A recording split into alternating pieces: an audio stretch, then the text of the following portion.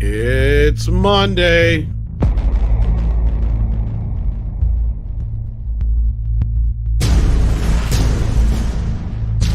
It's time. Get some popcorn, kids, and your favorite beverages. Apples on Toxic Femininity, brought to you by Midnight Fish.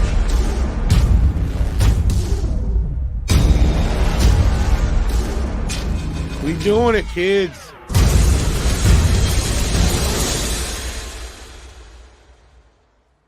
And we're on. Sexism. Woo! Hello. Hello. Good Sexism evening. Gaming. Bangable. Yes. Bangable. We do not exist purely for your viewing pleasure. I'm sorry, I'm not as bangable as but yeah, I'm not here for to be easy on the eyes. I'm not here for you to jerk off to. No. Well, if you want to, you can. But We I are want actually pictures. here for you. That's why we're here. Yeah. Just me. We can do it here without you, dude. We No, need I'm kidding. you. Welcome back to Toxic Femininity on Monday nights. We're here with some lovely ladies. We have the one, the only, the lovely Nina Infinity going on for Infinity. How you doing? Hi, I'm good. Happy to be here. It's Monday night. I'm so excited. You can find me on my channel, Nina Infinity, and follow me on Twitter, Nina7Infinity, to figure out where I will be. I post all my live streams on there. Just a PSA for everyone in the chat. I'm totally fine if you guys want to whack it to us or to me. I don't care. Whatever. Whack-a-doodle-doo. Just give her. I really don't care. It happens. That's all I have to say. It happens. Just It's preferably a natural. not It's in a natural public. function. Don't pull a tube in.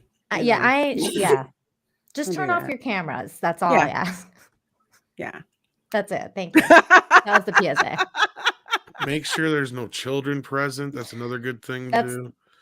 That's Yeah. really good. Closed, Lock your doors. blinds shut. Lock your Yeah. doors. Don't let your mom walk in on you. It's not fun. Yes. Mm-hmm. Lock the basement door.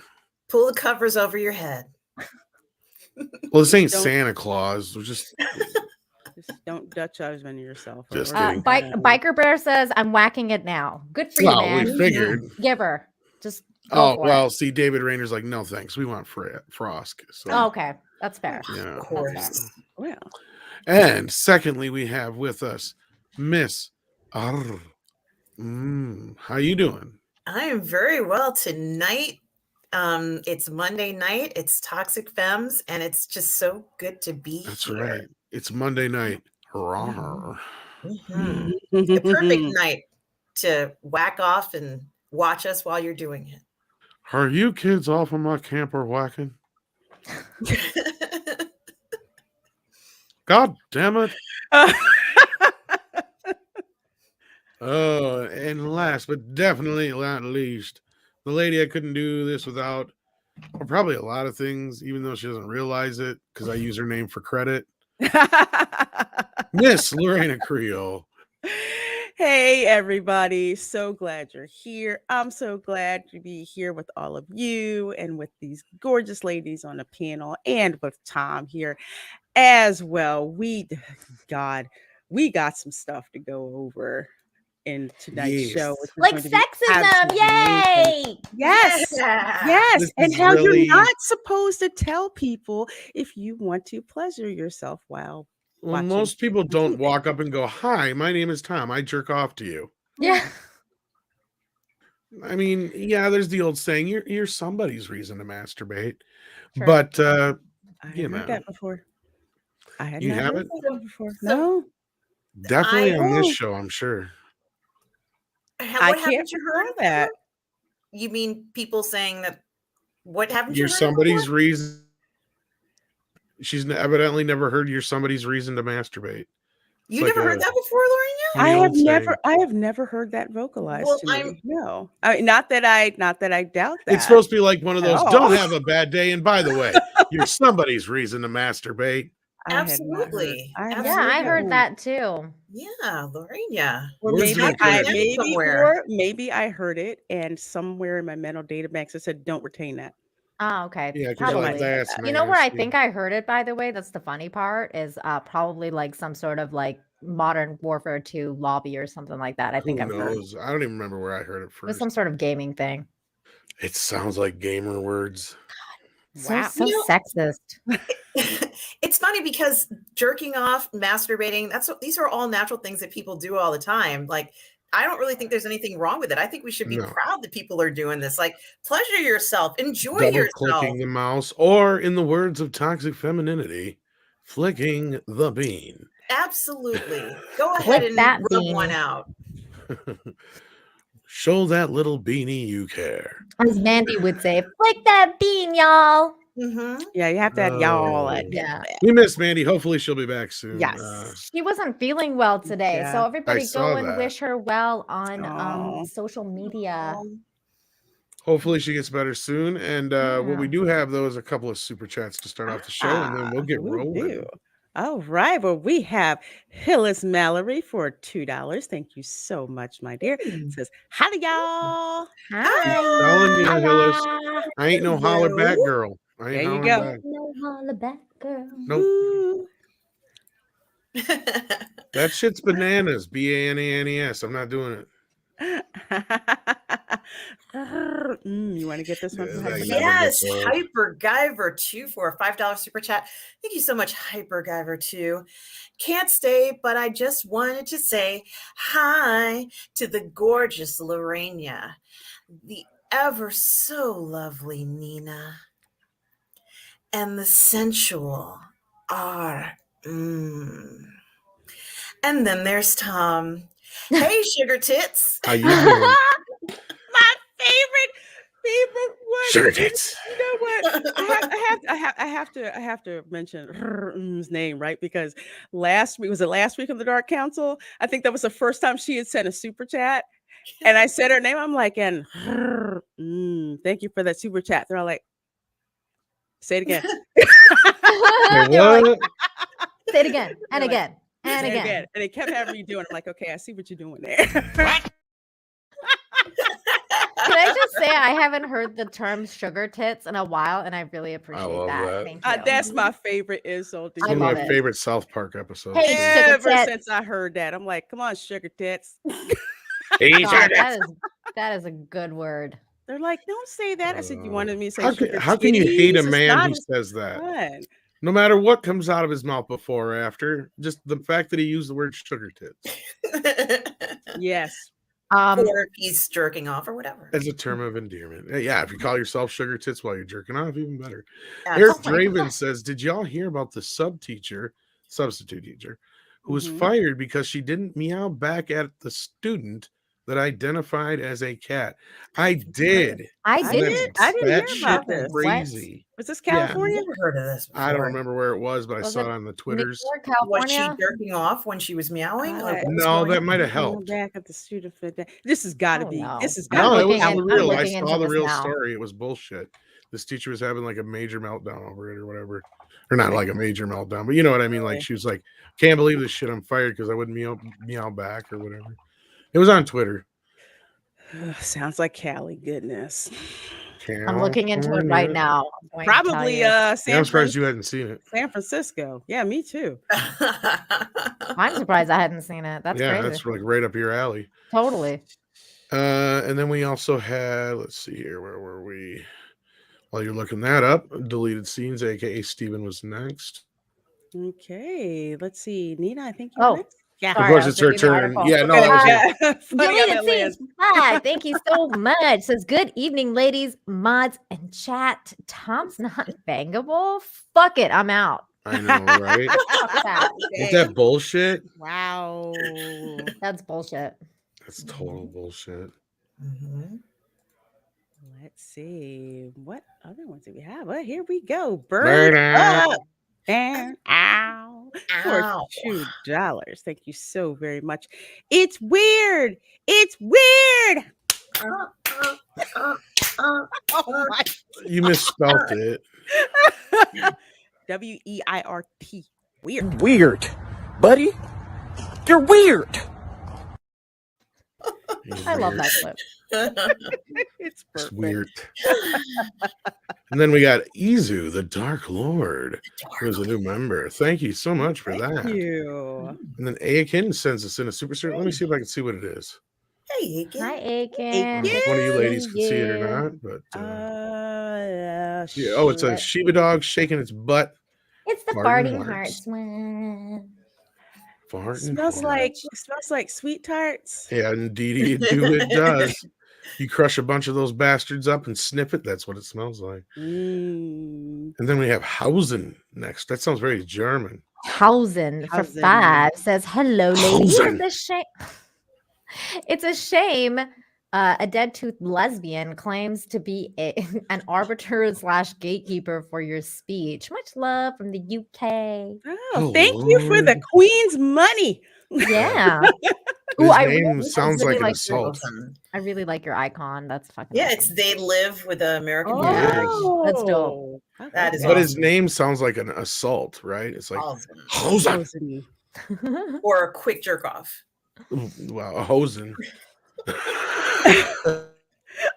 Volcanicus Rex for $4.99. Thank you so very much, my dear.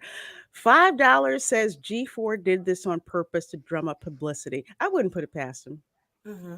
I think really part of it wouldn't. was, and then I believe it was YetiCast who sent me an article earlier, or said something earlier about she had come out and said something about she did write it down and she had kind of pre-scripted most of it out and Mhm. went through one of the producers, but not everybody on the show knew that she was going to do it.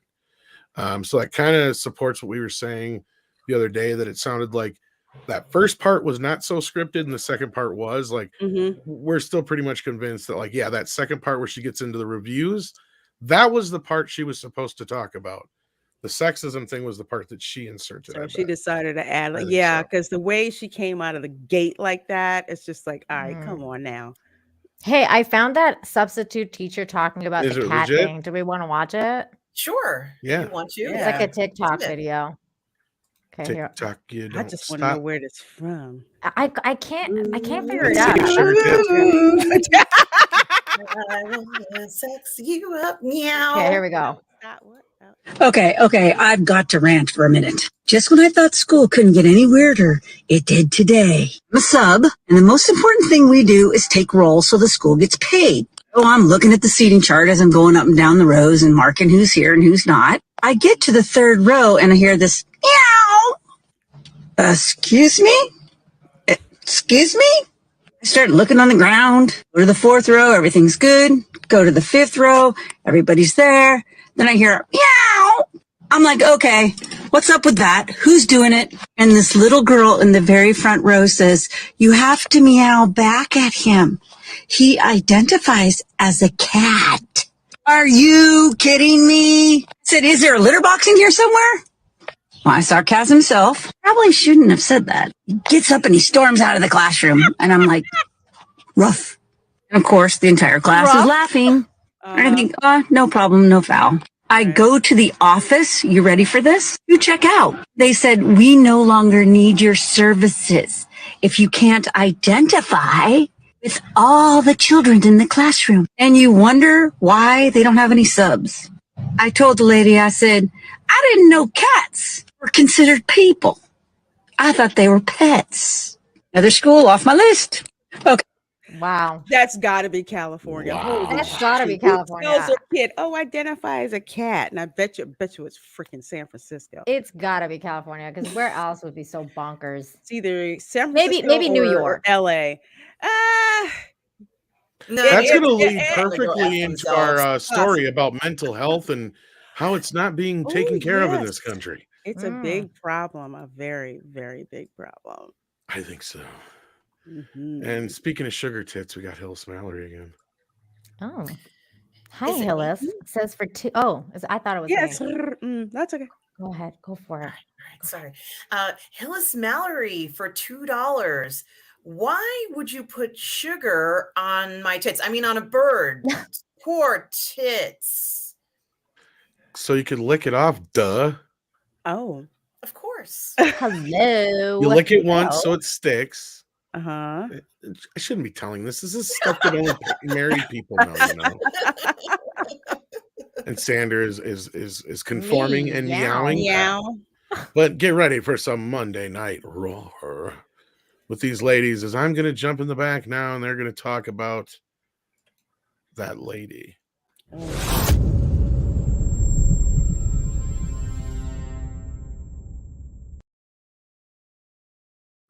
Oh, right. So this G4 is the gift that keeps on giving. So just to preface this a little bit, I used to watch G4 back in the day when I was into gaming and I had much less money and much more time. So I loved watching it, like Attack of the Show. It was That was cool. like one of my favorite things to like watch because they didn't take it, you didn't take it all that seriously. It was like gaming and fun, just crazy stuff, to do. This G4, I don't really recognize. But before I get started, are you ladies into gaming either recently or in the past? Both. Yes. Okay, that's what I mean. Yeah, I've been a gamer for a long time, and I also used to watch G4 way back in the day when Olivia Munn was around. Mm-hmm. Um, she's awesome. She was very sexy. I Now love she's her. not so awesome because I feel like she's sold out. But back then, she was very, what all the boys like to look at. It was awesome. Very feminine lady. Mhm. And this show was good. It had a lot of fun stuff. And now, I mean, look what the Mm-mm. fuck has happened to this show. Like, holy shit. How about you? Yeah, I was just like you, Lorena. Early on, definitely into gaming, playing games. I would incessantly watch game walkthroughs when I was not playing a game, Mhm. and also looking at games from older consoles.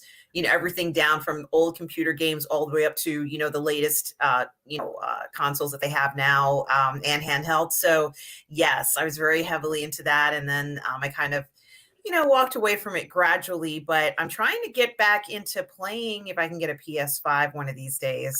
Girl, And I've been trying to get one of those too, and when I couldn't, I just said, forget it. I'm just gonna have to make this PC work a little bit harder. So what did I get? I have Fortnite, which I'm dying a lot in that. And I have Genshin Impact, so I have that. Did not download God of War because that is a hole that if I go down, I will lose weeks. So I'm not I'm not even messing, with God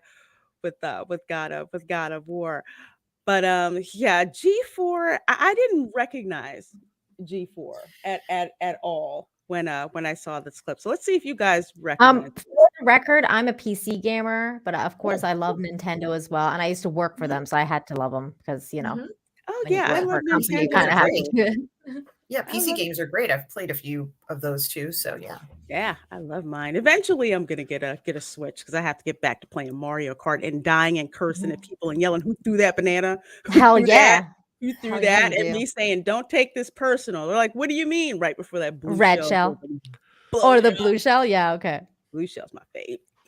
What's Oh, interesting is I think I read earlier somewhere else that not just Adam Sussler is returning, but the other guy, Piera, I can't remember his first name, he's coming back too. But they didn't seem to ask our good buddy Chris Gore to come back, though. gee, I wonder why. Yeah.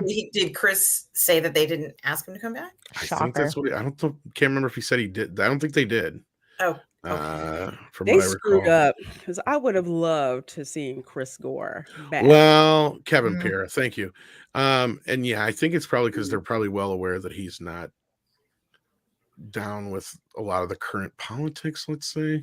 Not down with the company line. Because Gotcha. Adam is one of those that he went out on his Twitter and other places and was hoping death upon those who voted a certain way, and including family members. Yeah, he Oh, even said that about his family Yeah. members. Anyway, I'll go back because it yeah. sounds like Nina knows this anyway.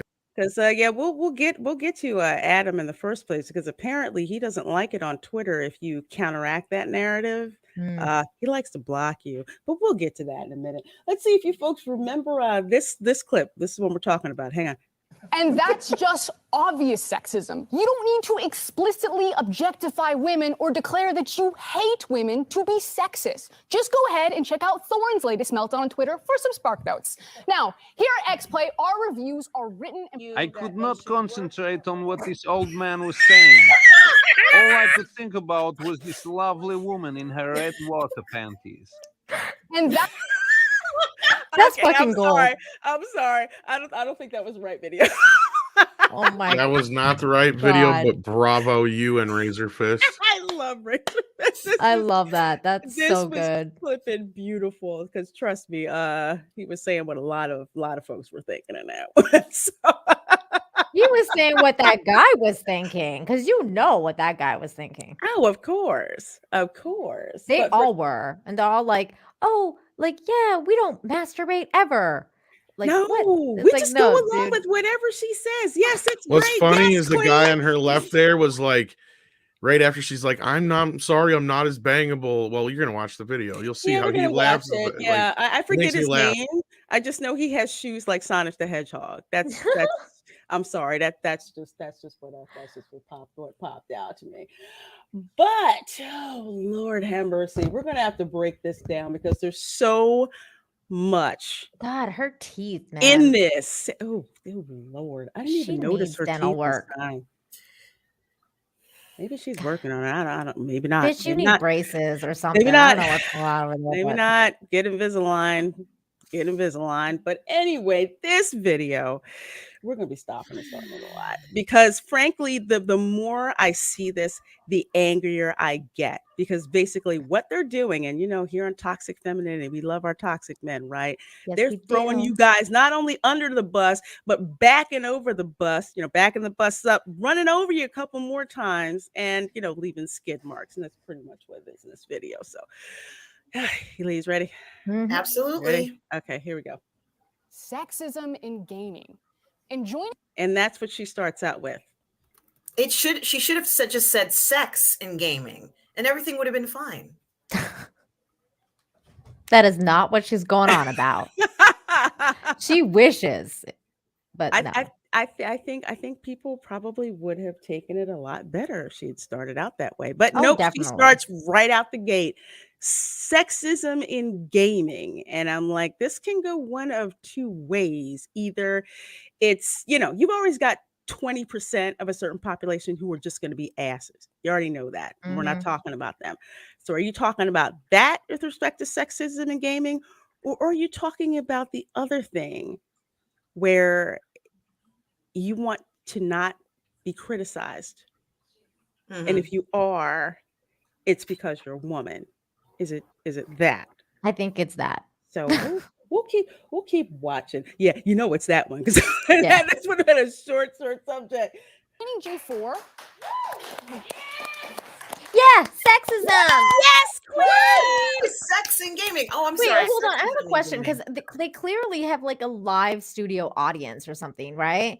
So like, because okay, so there's people there. So do you guys think like there's a light that's going on because they have a production studio that's going like applause and like they actually turned on like the light like that says applause for sexism in gaming, or do you think that Yes. people were actually like, yay, sexism in No, gaming? they've got a light. They have a light that's shaped like a penis, and when it lights up, everybody just claps.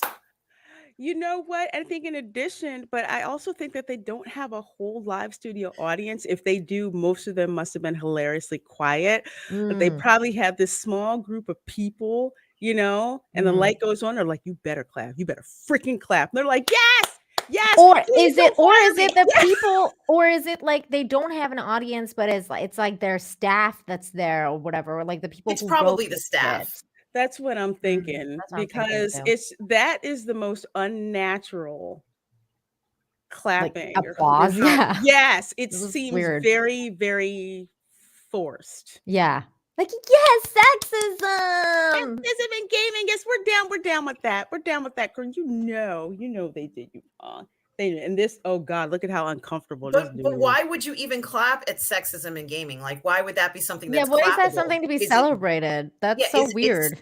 bangable, clappable. What's going on in this crazy introduction of this? Sexism in gaming is not something you would be clapping at. You'd be like, yeah, it's unfortunate that there's sexism in gaming. Now, can we talk about sex in gaming instead or something? But you wouldn't be clapping in support, like as if you're happy. It's a sad topic. It's not a happy topic. Mm-hmm.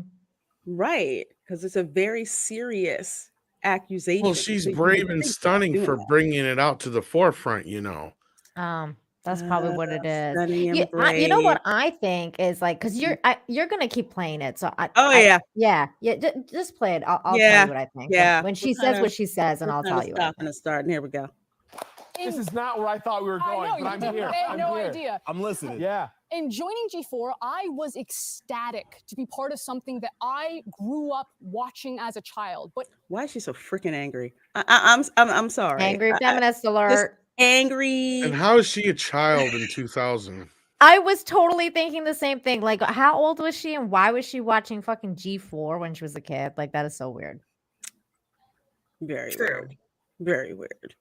But we'll progress here. It just Like gets G4, like weird. used to have a show called like Olivia's Rack. Like, how old was she when she was watching Olivia's Rack? Like, I don't really understand. What I she's talking don't about. know. Is that kind of like when a certain vice president claimed she listened to Tupac in college? That's exactly what it's like. Okay, there we go. Yeah. All right. That kind of selective memory. Wait, I actually did listen to Tupac in college, though.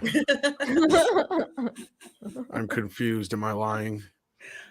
Oh no. I'm Oh, pretty thank sure God. you did.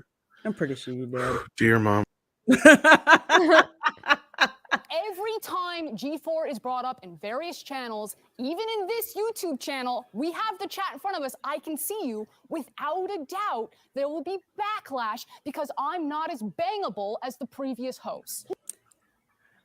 Before Nina gets started, because I really want her to get it on this, her tone is so condescending towards the audience. It's unfreaking necessary. Heifer, I'm not a man, number one. And even if I was, how dare you? This is a serious subject. And When it's like she trying to scold people like they're children. When she like looks in the audience and she's like, I see you, chat. And it's just like, dude, like, calm the fuck down. You're like villainizing how many people in your chat like right now. Like, I don't know how many people were in that chat. Probably not that many, let's face it. But still. It may have only been one person who might have said something like that. And then everybody kind of gets categorized as being, you know, or vilified for I think really no reason.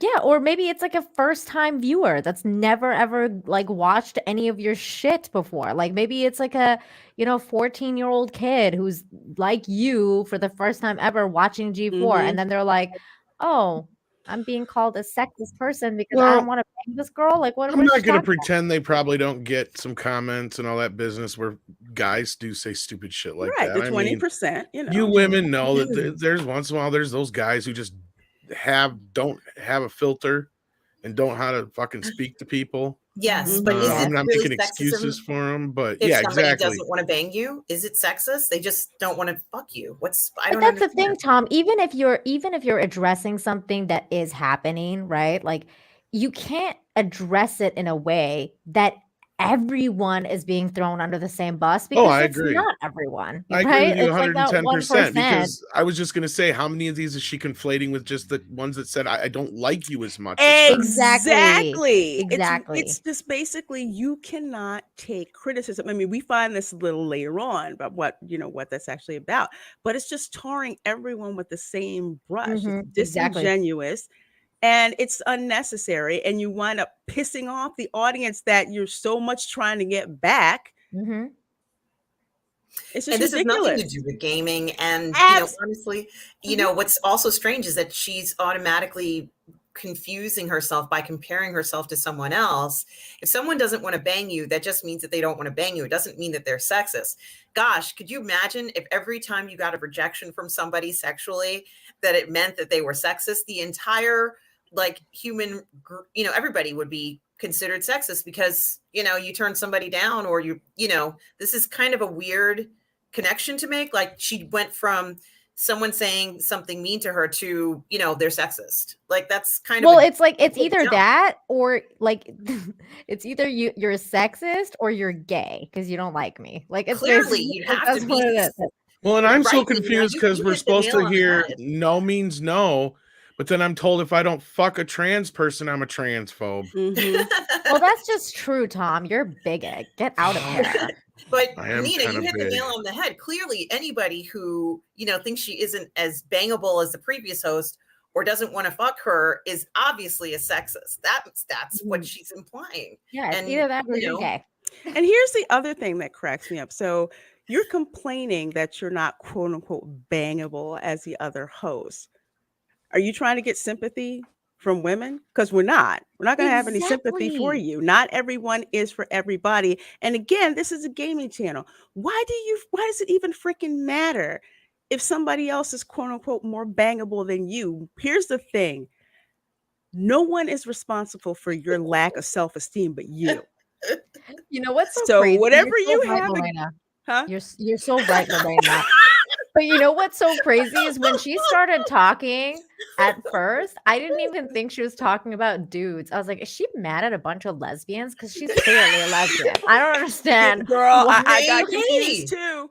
I got Nina, confused too. it could be anyone that she's talking about. That's what's so interesting about this is that, we're all sexist because I guess we just don't feel we want to fuck her.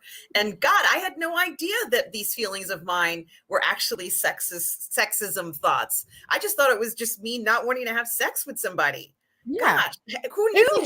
She's like the AOC of gaming. She's like, whatever. Like everyone wants to date me and I fuck know. me. Like it's like, no, bitch. Nobody wants you. You just hate what I have to say because I'm not as hot as Olivia Munn. Get over it, honey. Mhm.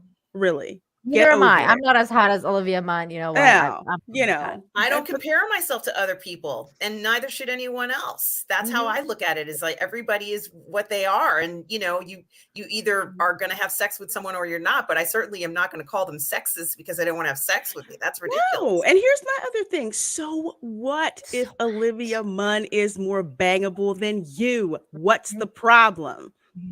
I don't see the problem with that. You know what's so crazy is I don't even think that what she's talking about with regards to like nobody wanting to bang her has anything to do with what she looks like, by the way. Like Oh, I don't no. like I think it has everything to do with her attitude and who she is as a person. Because if she's coming out like this, like guns blazing, like just Well, I seen being a pictures total of her before she started dressing like an anime character, and she just looked like a typical pissy Karen with resting bitch face. Wait, did you just say when she started dressing up as an anime character? Anime Yeah. characters are cute. This is not cute. This Well, is she's trying to be an If anime she boy. went to the right stylist, she could look cyberpunk. But right now, she's kind of looks a little, not so together. She looks like she wants to be an elf or a pixie and can't really make up her mind. But I agree with you. What, dude? You guys... I've seen pictures of her where she actually looks much better, actually looks much nicer.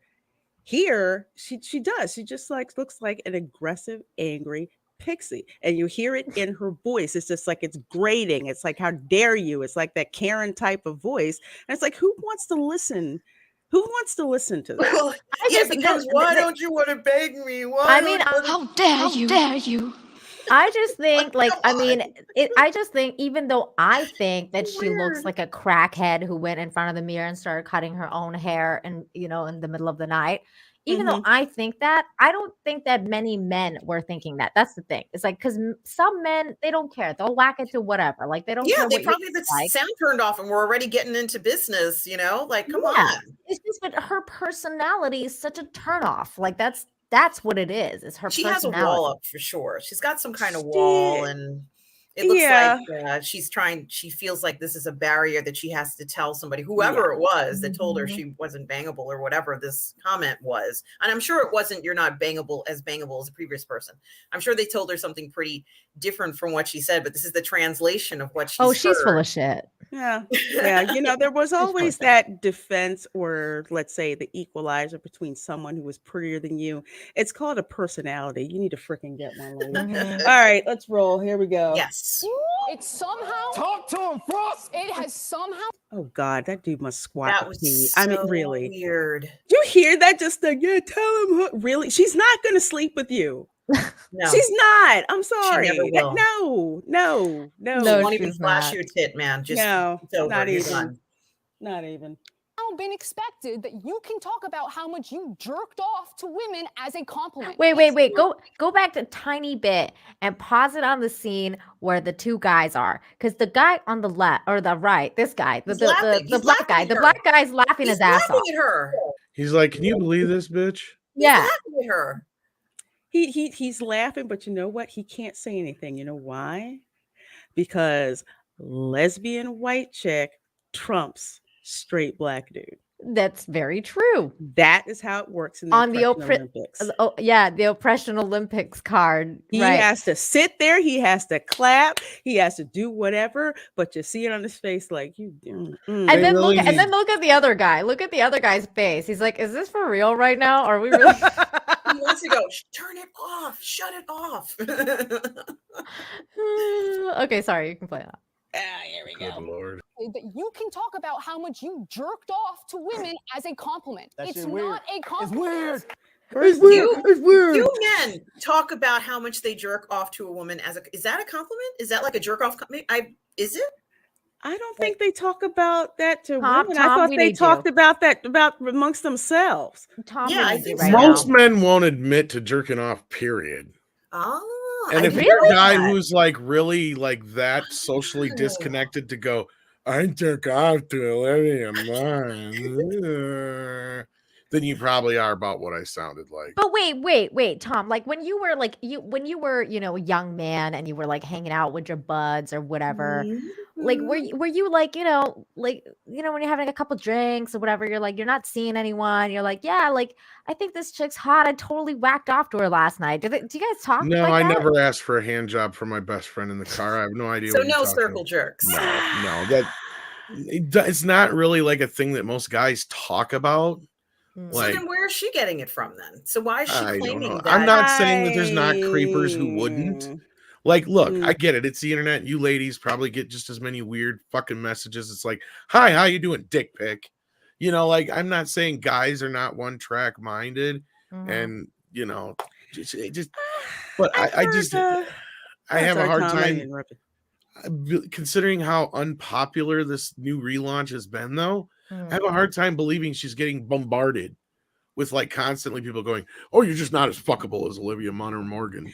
She's not. That's why our channel's bad. Exactly. That's why our ratings are low. Yeah, trust me, she's not. She's not. It's the faux outrage. She's trying to gaslight is what she's doing. That's exactly it. To deflect from the fact that she doesn't know what the crap she's talking about. And then when she gets checked on it, rather than say, "Okay, you know what? I screwed up. Thank you guys so much in the chat for correcting me." She just doubles down and basically says, "You're sexist because I dare you question me. I can't be wrong. I'm a woman." I have a question. Is it possible? Because right now, by the way, we have like 758 people watching right now. That's amazing. Thank Everyone you. Smash the like. It might even be a I'm record thinking, for Toxic Femme, I think. I'd have that's to ask amazing. Andre. But I'm thinking, what we should do? It's close. Kevin Smith was more. Oh. Okay, yeah, I was gonna say I think there was one time we were a little bit more, but I couldn't remember. But I'm thinking right now is actually a really good time to make a poll in the chat to see if you have ever, especially if you're a dude, please vote on this. Have you told your friends that you whacked it off to some girl? I've just heard the term that no. pick is perfect for my spank bank. That's the closest that And I do it on Twitter, but everybody be like, "What the fuck?" I've heard. Okay, no, I dare you, Tom. I dare you to make that poll on Twitter, please. That's hilarious. Oh Lord, have mercy. What? Yeah. She double dog there, Jen. Oh man. Triple So dog dare you. guys I'll let talk you about that. I can what am tell I you. supposed to ask? Tom, I can tell you that I never tell my girlfriends that guy is somebody I want to masturbate to, pull out my vibrator and masturbate to. I've never done that. That's not anything, a Like conversation. we say that I've guy's ever really had. hot, but we're not like, you know what I'm doing later tonight, girl. Like, you know, like it's not. Kind of the same with men. Like they would never like. I guess the equivalent would be like, No. man, I'd love to go get her or whatever. You know what I mean? Like, Yeah. guys will say stuff like that, but they never be Never. like. I mean, of course, there's the occasional joke like, "Oh, I'm saving that for the spank bank." But Exactly. Right, that right, kind of stuff is exactly. more for movies and TV shows. Like guys don't say that kind of stuff. It's just personally, not in the usually. vernacular for No, a woman. not outside of either. just So joking that's and why goofing around, when yeah. she said that, I was like, do people say this? Because I've never heard of this before, nor have I, like ever heard anyone actually say that in front of me. Ladies, have you ever heard anybody even say that in front of you? No. Not when they thought I was listening. Yeah, not when they thought I was listening. That's the caveat. Again, I will say, and this is not in her defense or any defense, but it's just a sense that's real. Like there are guys who just don't have They're creeps. filters and they're Yeah. creepers. Like, yeah, these are Oh, the absolutely. there are that Absolutely. select few out there, but the number is probably so small. And the fact that she could have attracted all of them is just unbelievable. By the way, I have my answer because everyone in the chat has basically said no. Like, Exactly. Like everyone's like no. I don't ever no, remember no. having a serious conversation ever. Exactly. However, men do say, like, would you be with that person? Like, would you or would you not? Women, I guess, kind of do the same thing. Although, it's like, oh, do you think this guy is hot or not? But Yeah, like smash or pass or whatever. Yeah. Yeah. That's totally Yes, fine. it's not explicit. Keep going here with the crazy train. Oh god. It's dehumanizing. Crackhead. It's weird. Women do not exist to be nice on the eyes for you. More Yes, we do. Yes. Thank you. I totally exist to be nice on the eyes for any man out there, especially. I don't know if I exist for that, but I exist to be nice on Well, the you eyes definitely for exist myself. because of it. Let's put it that way. Very true, Tom. I mean, you would have to be in order to be conceived. It's like like the whole David Chappelle thing when he's talking about J.K. Rowling is like you came into this world through a woman's legs. Yeah.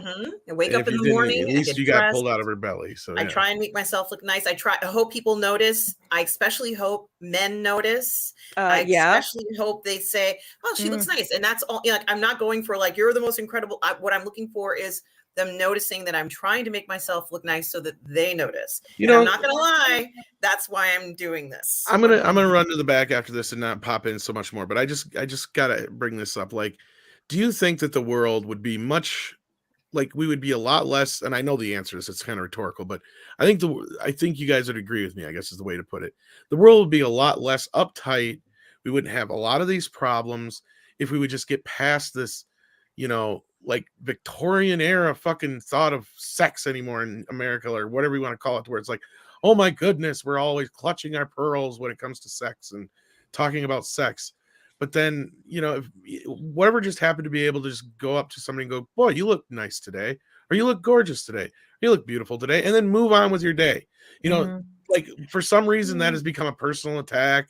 That's it's like, in the Me Too era, Tom. Yeah. That has become a That's what I'm saying. I can't tell you how many times in my professional career I've just like walked into a room and I've had like a coworker say, "Oh, you look really, really nice today. You look beautiful today.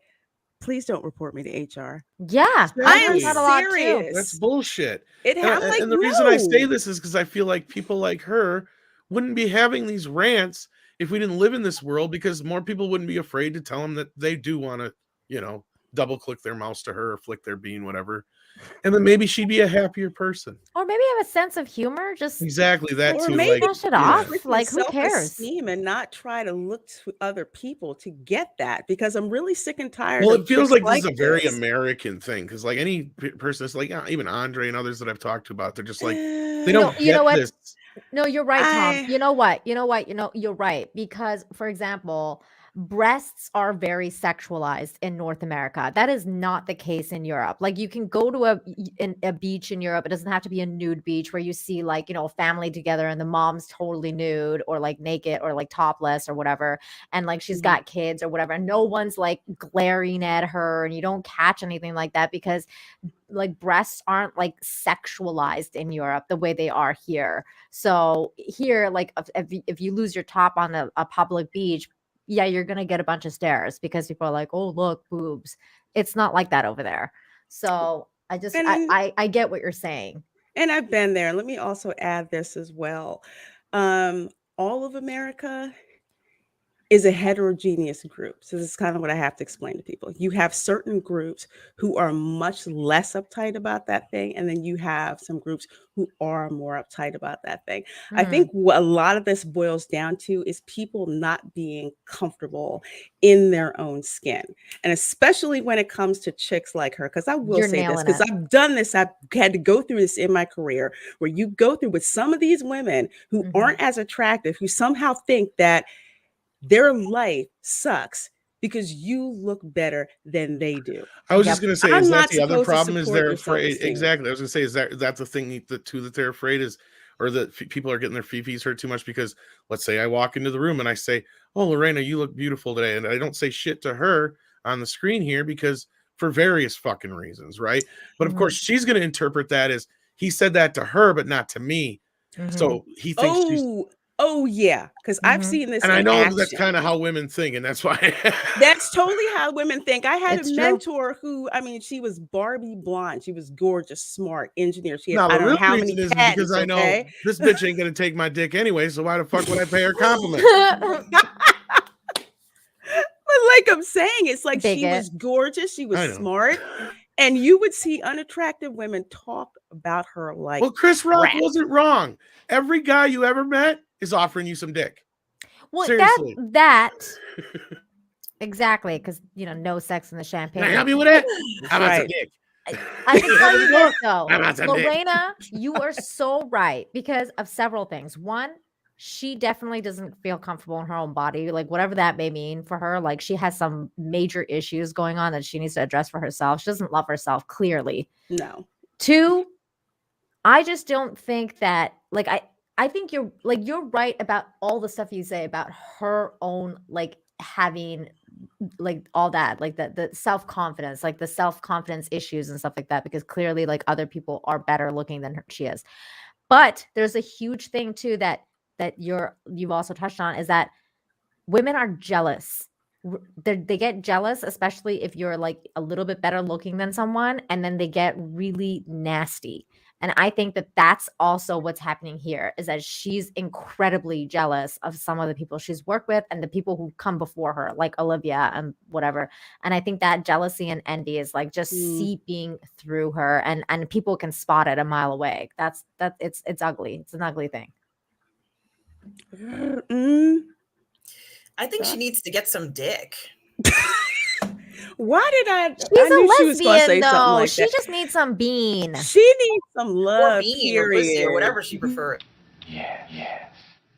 She needs some kind of Release. love and affection and emotional release in her life, because this heartbeat, and I have to say that because that's what she sounds like. It's like she's so angry and uptight and upset and taking it out in the chat. God, get a vibrator like everybody else. Jesus Christ. Come on now. Viaman did not exist to be nice. I'm going to on let the this run eyes a little for bit you. so we can just talk over it. Yeah, I don't want to look at her face. Yeah, of course he's going to agree and say, she's cooking, y'all. Of course he's going to say that.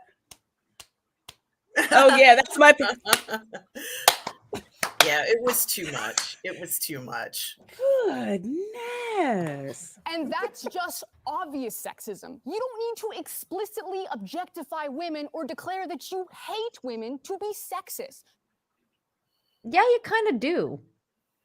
Yeah, I think If you're jerking off over a chick, though, I wouldn't say that you hate chicks. Yeah. Just It saying. kind of seems like you appreciate them. And That's kind of like Mad them. Mardigan's whole joke, right? Like, let's be real. Well, Mad Mardigan's gay. Well, So not really. It's a gimmick. I know, I'm joking. No, I know, but like that's kind of what I'm saying is like, anyway, I said I'd stay in the back. God.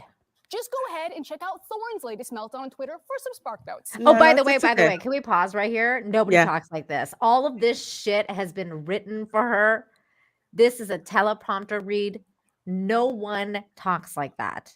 That is with not the spark notes part. Yeah. Yeah, If that was you a wanna see total. that, That was a lettuce. total PSA. Like, oh, by the way, go check this out. No, Yeah. no, no, no. She's reading a teleprompter as we speak. Like as this is going on. She went from unhinged rant to, okay, now I'm gonna read off what the suits told me to say, which is just as bad, but I had to put my spin on it. I think some of the unhinged rant was written to Lorena because she says it. She's like, we have a team that writes everything for us. And Oh it's yeah, like, that's further down. That's what I'm Yeah, saying. that part is definitely scripted. But Yeah. as I was told by YetiCast, if he said that she had put something out there, like, yeah, she wrote all this stuff down herself, didn't tell anybody else, got approval from the producer to do it. Mhm. So so like you can tell from when she breaks from her own personal words to what they To scripted out to the response to, because that's what this is really all about, is her being called out for not actually playing these fucking games. Yes, and for saying So she's something not a gamer. stupid. No, that's the problem. That's it. This chick had the nerve to say that the Sony has one foot in the grave. I'm paraphrasing here, and that the PS5 is a dead man walking system. What? Who in their right mind, who is any kind of gamer, would say that? Look, to be fair, PS5 is not doing well. Sony doesn't have enough stock of the PS5. Their fucking exclusive games are shit.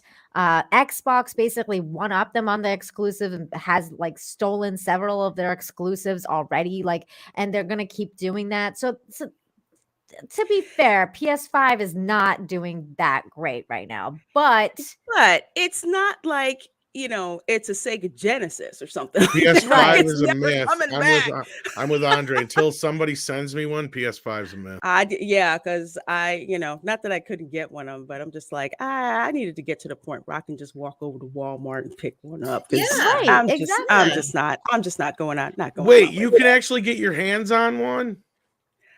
I almost did, but I can someone get my hands on one right now. someone Like beat they me to sell it. them here, no problem. What the? But you couldn't So- send it to me because like it would get stuck in customs. Yeah. It's like it's I'll go and get it, but right now I got the I PC, can't that's find fine. one. Really? Couldn't find. I tried to find one for my kid for Christmas, one for myself. Haven't been able to find one anywhere. Closest I came was that true story where I was walking up to the store and some little old lady was walking out with one. And I was like, fuck. And then they told us in the store, I had to reserve them online ahead of time. I'm like, that's the dumbest shit I ever heard. Yeah, I mean, I said, I've always been a PC gamer anyway. I'm one of those PC purists. And I'm like, I thought they weren't allowing the online shit because they were having poachers do the online shit with bots. And I'm like, well, that kind of defeats the purpose, don't it? So anyway, sorry, I'm staying in the God, you're so sexist, Tom. Stay in the back. Jesus. I'm just joking, Tom. I love you. Check out Thorne's latest meltdown on Twitter for some spark. That's the transition. Now we code reviews switch. Are written and produced by a team of people. There This. are too many games for one person to shoulder the burden. So And no one's saying that. No one's This saying has nothing that. to do with sexism in gaming. No, it doesn't. And it gets even more just like, Heifer, what are you talking about? we divide and conquer. And when we use We language like divide and conquer. That's the other thing too, by the way. That's a code word. Like we divide and conquer. That's exactly what she's doing now. Dividing, everyone's opinion and creating more division, because that is exactly what they do. Actually, that's probably the most accurate thing she's said in this entire speech. We divide and conquer. Now, the funny part is to me, this whole thing, right? The moment that she said, we have a team of writers who write all this stuff out for us or whatever, because I was listening up to that point. I was trying to hear her out as a woman, as a gamer. I was like, okay, I'm trying to hear you out. Let's see where you're coming from. Like, let's see what you're saying. But the moment she said that, I was like, so then the beef here is you're not doing your own job, because if you have people going and doing your own job for you to write you a script of what you're supposed to say, you're not really genuine. And everything that you just said was probably written for you too. So I don't even know if that's actually your experience. It probably might be somebody else's experience, or maybe something like this never happened and you're trying to, like, sensationalize something like Gamergate and make yourself the star, because Olivia Munn's no longer around, and we all know what she was known for. So now you're gonna be known for like bringing like sexist equality, or like gender equality to G4 now, because that's what your goal is. You don't come off as genuine anymore when you tell people, oh, by the way, everybody writes everything for us, and we just read it out. And the other part too that still really bothers me about this is just the name calling that you're having towards something that's perfectly normal biologically. You're supposed to find, either whether you're gay or straight, doesn't matter, or bi, you're finding something or someone else attractive. Just go ahead and enjoy that, but don't make it sound dirty. Don't make it sound like it's not something that you're not supposed to be doing. We actually are supposed to be attracted to other people. It's totally normal. This is, it's not, it's not a bad thing. It's a good thing. It's a good thing. And it feels good.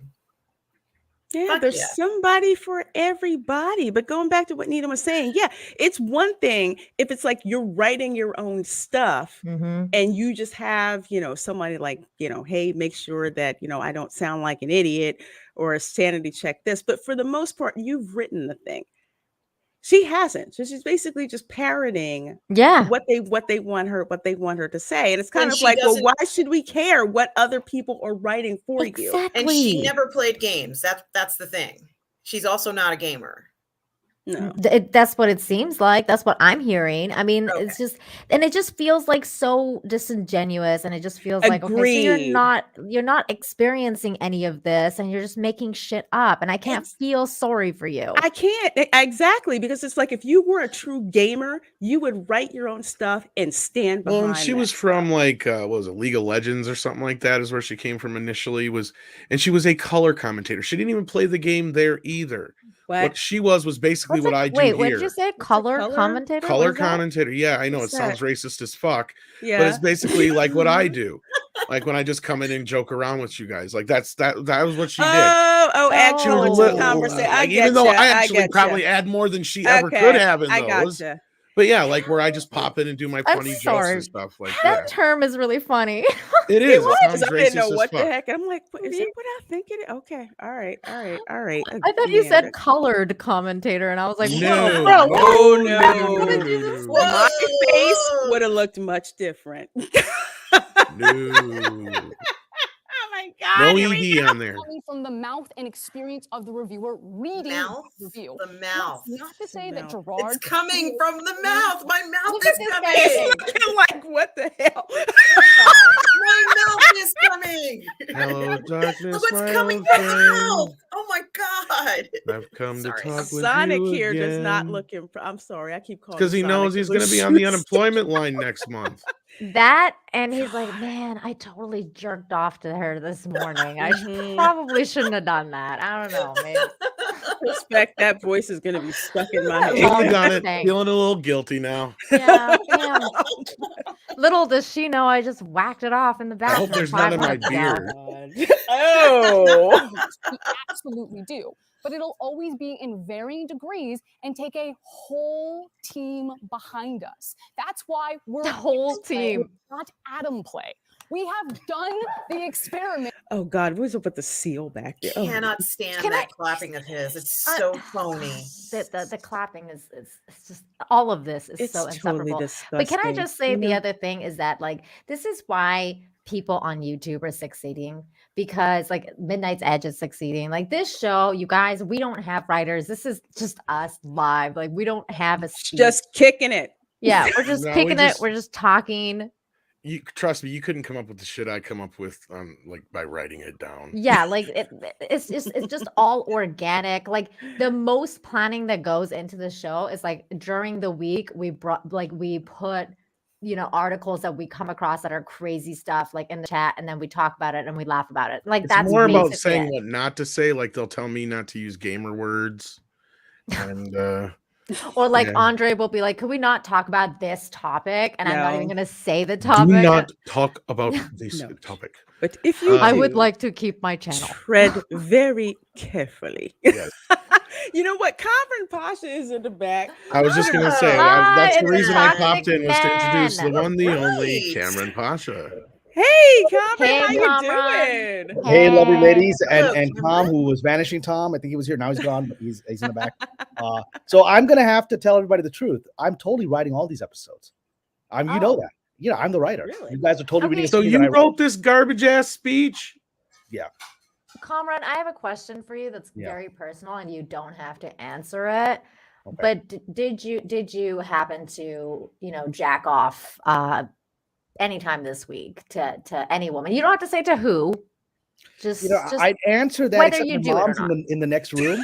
So I just seen him turn 2 shades of red when you asked him. Yeah. I will. You can see the red through the brown. Okay, that's pretty impressive. Yes. That's intense. That's how embarrassed you just got there. Yes.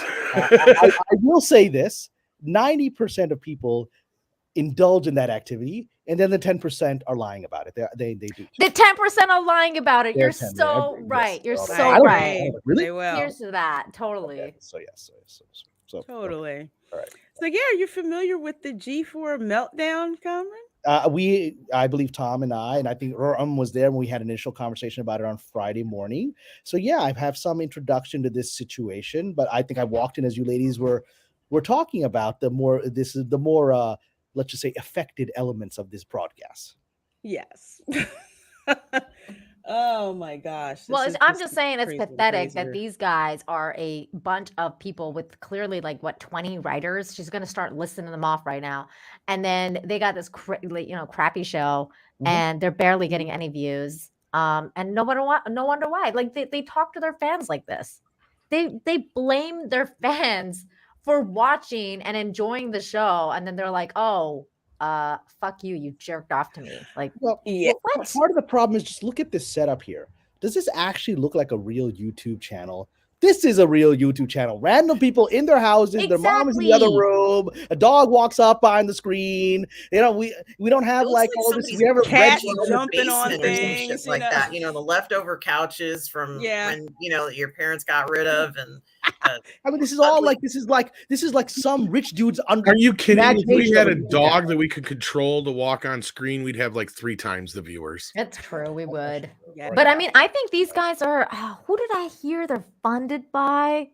If it was some crazy company. It was like Comcast or something like that. So they're. I believe they are Wow. under. I think it Is is Comcast. I think you're right. I think it is, but I'm not sure. Well, Don't quote me on DirecTV that. owned the original channels, so it's whoever owns DirecTV now. Yeah, so they're not YouTubers, okay? These are No. mainstream people. No, these Well, are this like is your Steve studio. This is Steve Buscemi Yeah. walking in. Hello, fellow young people. I mean, that's what this is, right? This is someone's misunderstanding of what this is, right? Hello, fellow young people. This is what the young hello, you people are gamers into. out there. Yeah, so you We're got going to to talk about video games. Games, you got that. I swear that like gaming light up thing in the back with the Pac-Man. I swore I saw that at Five Below last week. Sure hope you have your joysticks ready. By the way, like how old is this video? Because who's still got their fucking Christmas tree up? Like what? Well, there's some people do. Some people they people, keep it up end until Christmas, this weekend. January 30th. Oh, Okay. Like So- I know Greek Orthodox people. yeah. That's right, it's Oh, Greek that's Orthodox why. Christians, that's Okay. right, All right. Yeah, All right. I to reveal not as intimate as you requested, but I once dated a lovely Ukrainian girl. In fact, I've actually dated several Orthodox girls. You're Romanian, Ukrainian, I think for Eastern Europeans. And yes, and she would always correct me that the December 25th is not Christmas. That's fake Christmas. That's Orthodox right. Christmas is in January. So, According to them. Exactly. that, Nina, is a little bit of intimate stuff that my mom didn't even need to hear that too. But that's Sorry. I can say that. Okay. Well, let's continue on with this trash fire here. I hope she didn't hear me. Oh God. She went, oh, these Iranian women, they're all the same. Writer So that dirty. I will read the other half of the script for. Can I go back to the clapping seal guy? Very Clapping guy, he's like some dude like this. Yes, the clapping guy who actually had the nerve to say he wanted his Republican relatives to die. And if Yeah. you are Republican, that you're racist, you're stupid, and you drink your own piss. Do you have that tweet? I actually This have is all that. part of the same broadcast. No, this was something separate, actually. This was something separate. And I want to say, let's see, from our buddies at Bounding Into Comics, G4 host Adam Sessler claims Republicans are stupid, racist, and drink piss, and previously wished his Republican family members would die. Mhm. So this is actually the tweet that he had up. Okay. So your girl actually quoted that tweet and said, so according to this ignorant talking head on G4 TV, because I am a registered Republican, I am all of these things. What an idiot. Well, apparently he blocked me because how dare I? Well, he doesn't believe counter your photo is real. No, nah.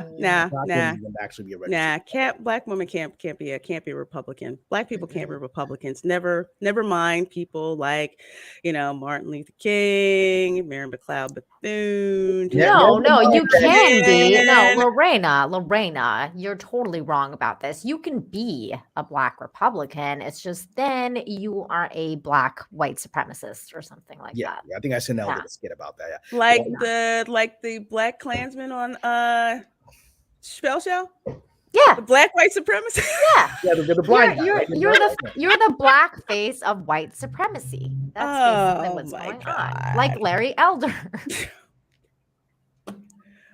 I always like to point out that Betty Shabazz, Malcolm X's wife, his widow, was actually feeded around by Richard Nixon during his re-election campaign in 1972. He would bring her to various banquets and events because he was promoting. Some remember he was promoting the Black Enterprise Initiative that was really promoting Black entrepreneurs at the time. And he said Malcolm X would have supported this, which is true. He would have supported this, and he brought Betty Shabazz to all these things to say, yes, my husband really would have supported initiatives that would have given Black people control over their own business and their money.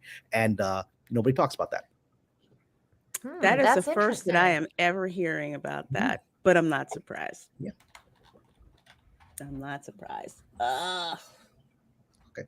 But yep, this is Adam Sessler. The Adam Sessler, that's him. So just to give a bit of a color as to who this person is. Color indeed, yes. Mm-hmm.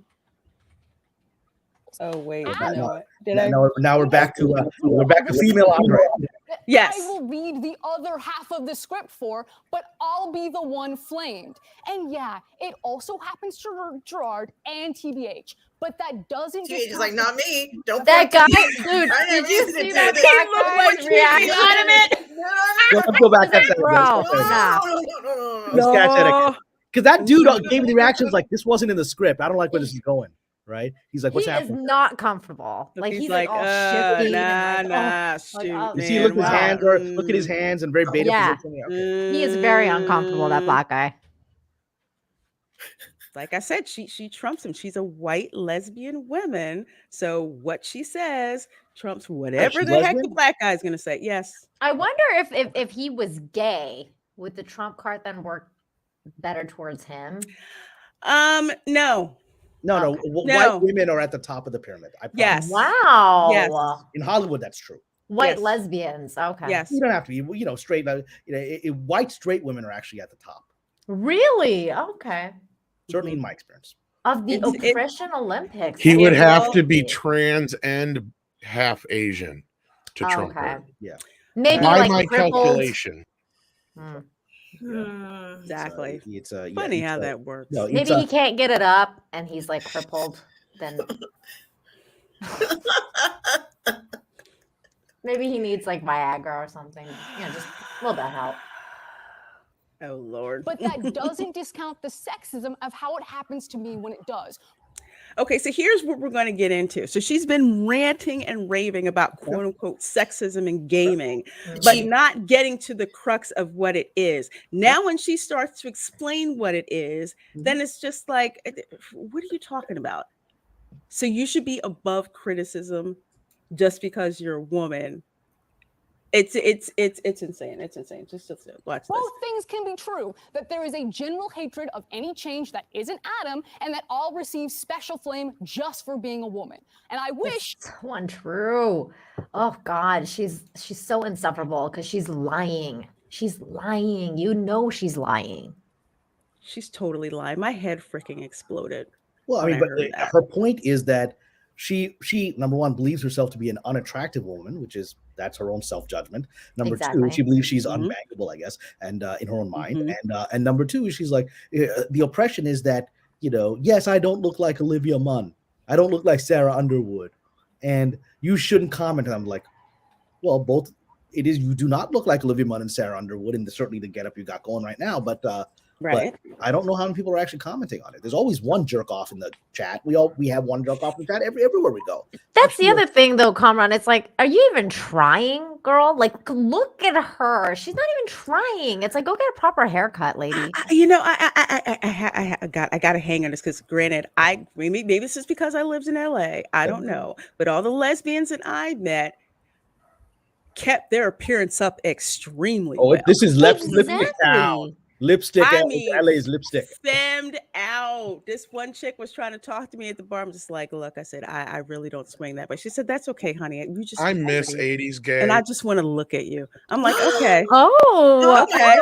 Good. I like Okay. that. I said, I'll I'll treat you like a man. That's okay, long as we have that understanding. She's like, no, that's perfectly fine. But these lesbians were tricked out. I mean, they looked good. Their appearance looked good. They're like, if I'm looking for a date or I'm with someone or whatever, just like, I need to make sure that I look good. So those are the types of lesbians that I'm used to dealing with. I've seen some butch lesbians that still had short haircuts, but they look good. look They did nice. not look like they fell out of the goodwill, and not the good part where the good stuff is. And in the goodwill, I just But you're right, Lorena, because even like I remember like the butch, like really like, manly looking lesbians. You were like the lumberjack still, shirts. and they still, the plaid and everything. Like they still like, would have like a nice haircut and like remember like Ruby Rose, like when she was kind of exactly like the really slick, like She looks like she's trying to go for like a fresh, clean skateboard cut. biker chick or like a skateboard chick, but she's too mature for that. She needs more cyberpunk sexy. That's her look. She doesn't know her own style. No, dude, I'm telling you, she's crackhead sexy because this is the type of thing that like when you're watching Girl Interrupted and the girl starts like cutting her fucking hair in front of the mirror. That's what's going on. Like that hair. This girl needs help. She's got problems. She needs a fashion intervention. I want to write a whole Yes, bunch of tickets. She does. What's happening here is I think this is about the moment when she hijacked the pre-planned drama and started making it a little too intense for the script. And I think this is right around that moment where you're like, the others are like, can we get a producer in here? Yeah. I mean, that's like, it feels like it's right around this moment. One guy's like, yeah, the gentleman next to her is like shifting over little by little on the sofa. Like I'm not. No, no, looking for the way out, right? Oh, man, I could turn the camera around so that you could see the incredible team that make X Play. Half of our producers and writers are women. Why does that matter? Because it has to look like it's half representation of men and women. Oh, so it's like they're equal. We have achieved equity. We've achieved equity. The thing is, like, the case she's trying to make is that, like, whatever speech is written, no matter what it is, whatever part I read will be, reacted different to. Yeah, it will be reacted different to than the men. Like the men will read this part of the same script. And they'll be like, yeah, you're right. And then the other, like when she reads it, it's like, no, you suck. You're ugly. It's like, I don't think that's what's going on. No, I don't think that's what's going on. I'll posit one last thing on this. And this is what I think is the bigger thing here. I think that she's trying to cushion herself from being fired. Because I think, because she's got a past of this. She was not liked over on League of Legends and she got shit canned. She was probably starting to realize, the heat's getting bad. The audience is not with me. What can I do to make sure that they are not going to fire me? She Yeah, just did it. You're right all here. sexist. That's how You that's hate how me because it's because I'm a woman, isn't it? Yeah. Tom has a point. I worked, without revealing which one it was, I worked on a show where we had an incompetent person who very quickly decided to pull the I'm an oppressed person card, and it allowed them to survive a little bit longer than you would expect because people were afraid. But what people like this don't understand is once you pull that card, then the system's like, all right, this is a troublemaker, right? Yeah. Then they will look for anything. Then the calls start going to HR to start building up a file because they've got to start building the legal case to circumvent this, right? The people who play this game don't understand. Corporations are not messing around. They will find a way to get rid of you once you start making it seem like you can't be gotten rid of. You want to hear a funny true story? And I'll try and keep this as compressed as possible because I know we're already running over time. I had one of my personal friends in my life reach out to me and say, look, I have to fire somebody and I don't know how to do it. I'm like, what do you mean? You just fire? I'm like, no, they're trans. I'm like, oh. I'm like, well, why are you calling me? And they're like, you talk about this stuff all the time now. What do I do? How do I circumvent this? How do I deal with this? And they told me a bunch of the problems they were having. I'm like, right there. Basically, just make sure no matter what they say, you're going to have something to stopgap, whatever excuse they try to get to as far as, oh, you're just doing it because I'm trans. It's like, no, we're doing this because you're not doing your fucking job. Like, you need to be just upfront about it. And I told them to record every goddamn thing that is said. Let them know they're being recorded and all that business. I said, that way you can cover your ass legally. And I told them, I'm not a lawyer. I said, what you should do is probably talk to a lawyer. But they were scared to death of firing somebody who is showing up late, not showing it up at all, not doing their work, all this stuff. And they were afraid that they were going to pull that on them when they had to fire them. It's wild because I've been told very similar things about people like that, but also that like someone's close to being fired or whatever, and then all of a sudden they come out as gay, or like all of a sudden they come out as like trans, and it's like, and then they don't get fired. Which is kind of what Dave Chappelle was alluding to in his latest special. He said you got to a place where, just quoting Chappelle, you can have any opinion about Chappelle you want. I kind of like him, but I kind of agree with a lot of things he says. But Chappelle in this special was saying that it's these identities are now used as a shield. So you can't say nothing to me now because I'm this now, right? And so the interesting thing of how that played out in particular is the people that led the anti-Chappelle sort of failed crusade inside of Netflix were a couple of people, from the trans community who were particularly vocal, and they of course made the mistake of the thinking the identity would be enough that it would prevent them from getting fired for stealing trade secrets and leaking right? Internal information. And that's what Netflix is like, got you suckers, got you. Exactly. Because then they could let you go, because then how can you sue them? It's like, we fired you because you leaked internal documents to the trades and admitted it. You're not. Guess it didn't protect you. So yes, in that scenario, Tom, that's how they handled it, right? Is exactly the way you're suggesting. And they were waiting, because I think in this case, people also know that people who are pull this card are also generally psychologically unstable, not because of their identity, but because of the personality that would pull the identity card to hide or try to keep their job when they're not competent in it, right?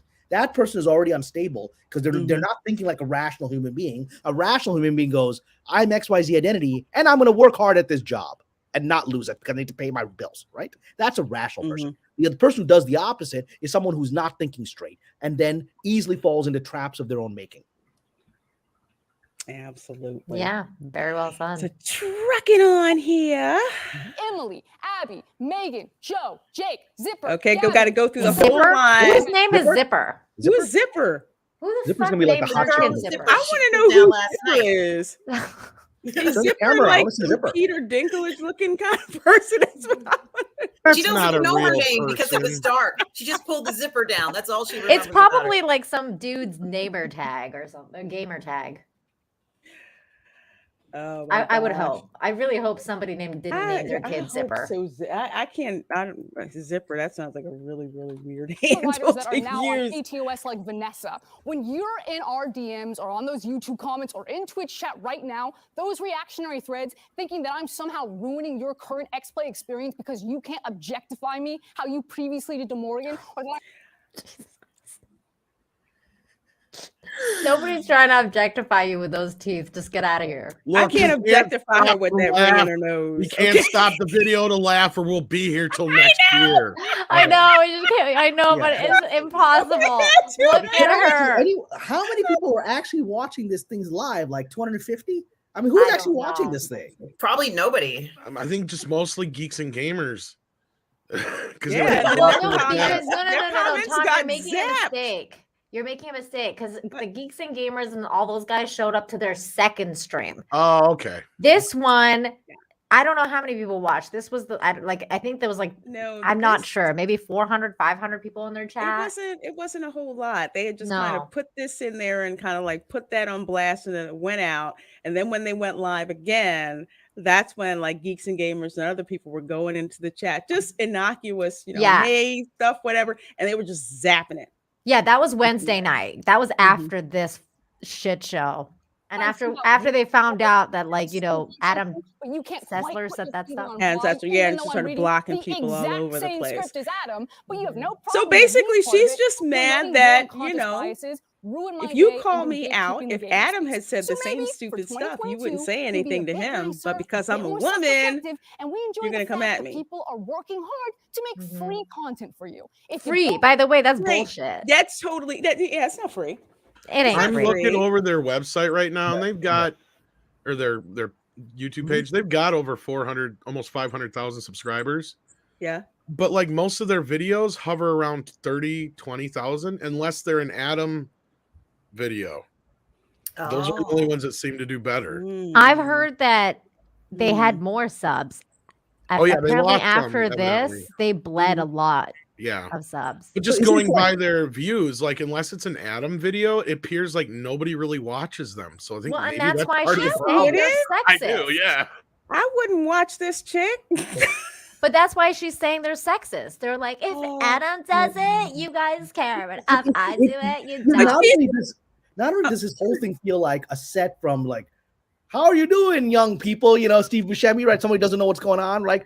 It feels like this is how are you doing, young people, in 2016, right? It feels like they're not in the right year where they don't even know when this might work. It's like that meme from The Simpsons where like Principal Skinner's like, am I really that out of touch? And better yet, all the videos with Kevin are like double what the ones with Adam are, or more. So clearly he's the more popular one of the group. Yeah. Do that, that half-ass seal thing. I don't need to go. I don't need to frost. I don't need to go. Don't. We're good. He just needs to keep his mouth shut. That's it. Guy, I'm telling you, he whacked off that morning in the bathroom, probably to her. Well, everyone's got a thing, right? And that black guy is like, "Fuck, get me the fuck out of here! I gotta apply for jobs now. I gotta go fucking look for a new job. I didn't ask for this. That's what he's thinking. Yeah, look, just his body language is so off. Yeah, it's like he's smiling, but he's like, he's crying on the inside. Yeah. He knows this is gonna blow up in their faces. He knows that. Right. God, it's just absolutely. It's game over. Totally. Not game over the cool in the cool aliens way. Game over. No. Game over as in put your resume out on LinkedIn, get in touch with all of your contacts, start working your network. That's probably what dude on the left is thinking, is like, maybe I can get my old job back. Yeah. He's like, if you think I was in that video, it really wasn't me. That's another guy who looks a lot like me, but that's not me. Wasn't me. Wasn't me. Wasn't me. Did you whack it on the counter? Played on his future job interviews. Someone's gonna know about this incident, and he's gonna have to deal with that. That's what that dude is thinking. Whatever. Man. Did you whack it to me this morning? Wasn't me. We have God. First of all, there are almost 1,000 of you guys watching. 990. Woo! 996. I think you guys want to put the Kevin Smith topic to shame. Thank Go you, for it. everyone. And Whack I that like see button. 1,000. You guys are awesome. Please, yes, hit that like button. So glad you guys are here. Cameron Pasha is joining us as well. So let's get through some of these super chats before we start talking about Joss Whedon. So we have Ariel Cotto for $5. Please read in a disgusted manner. Oh God, it's her again. What?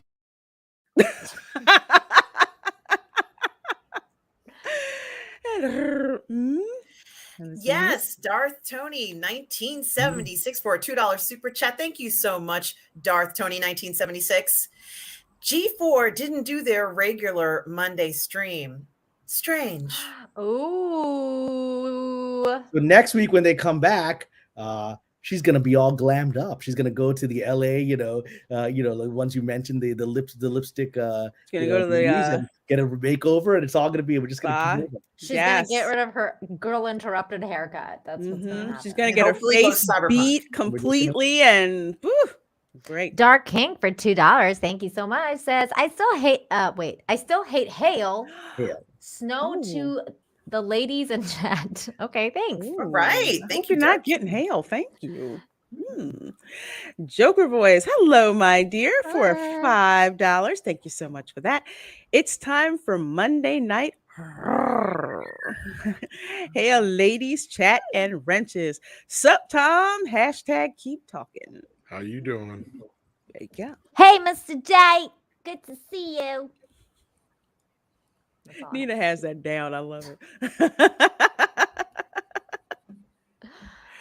Let's see who do we have next? There should be a get zipper on camera movement. I agree. Open the zipper. Hashtag blue zipper.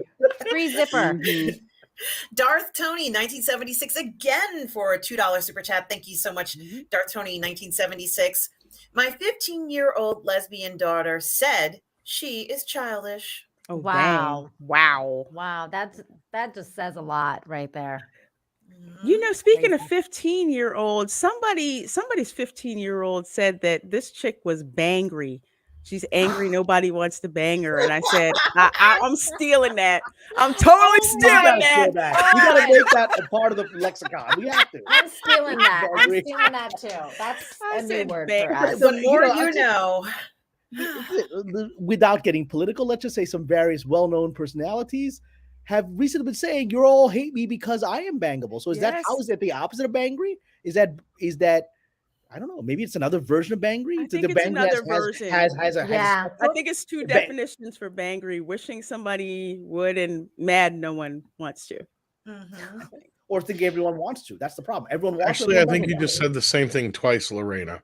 I think you're thinking more so like the other side. You would be like Brie Larson, where too many people want to fuck her.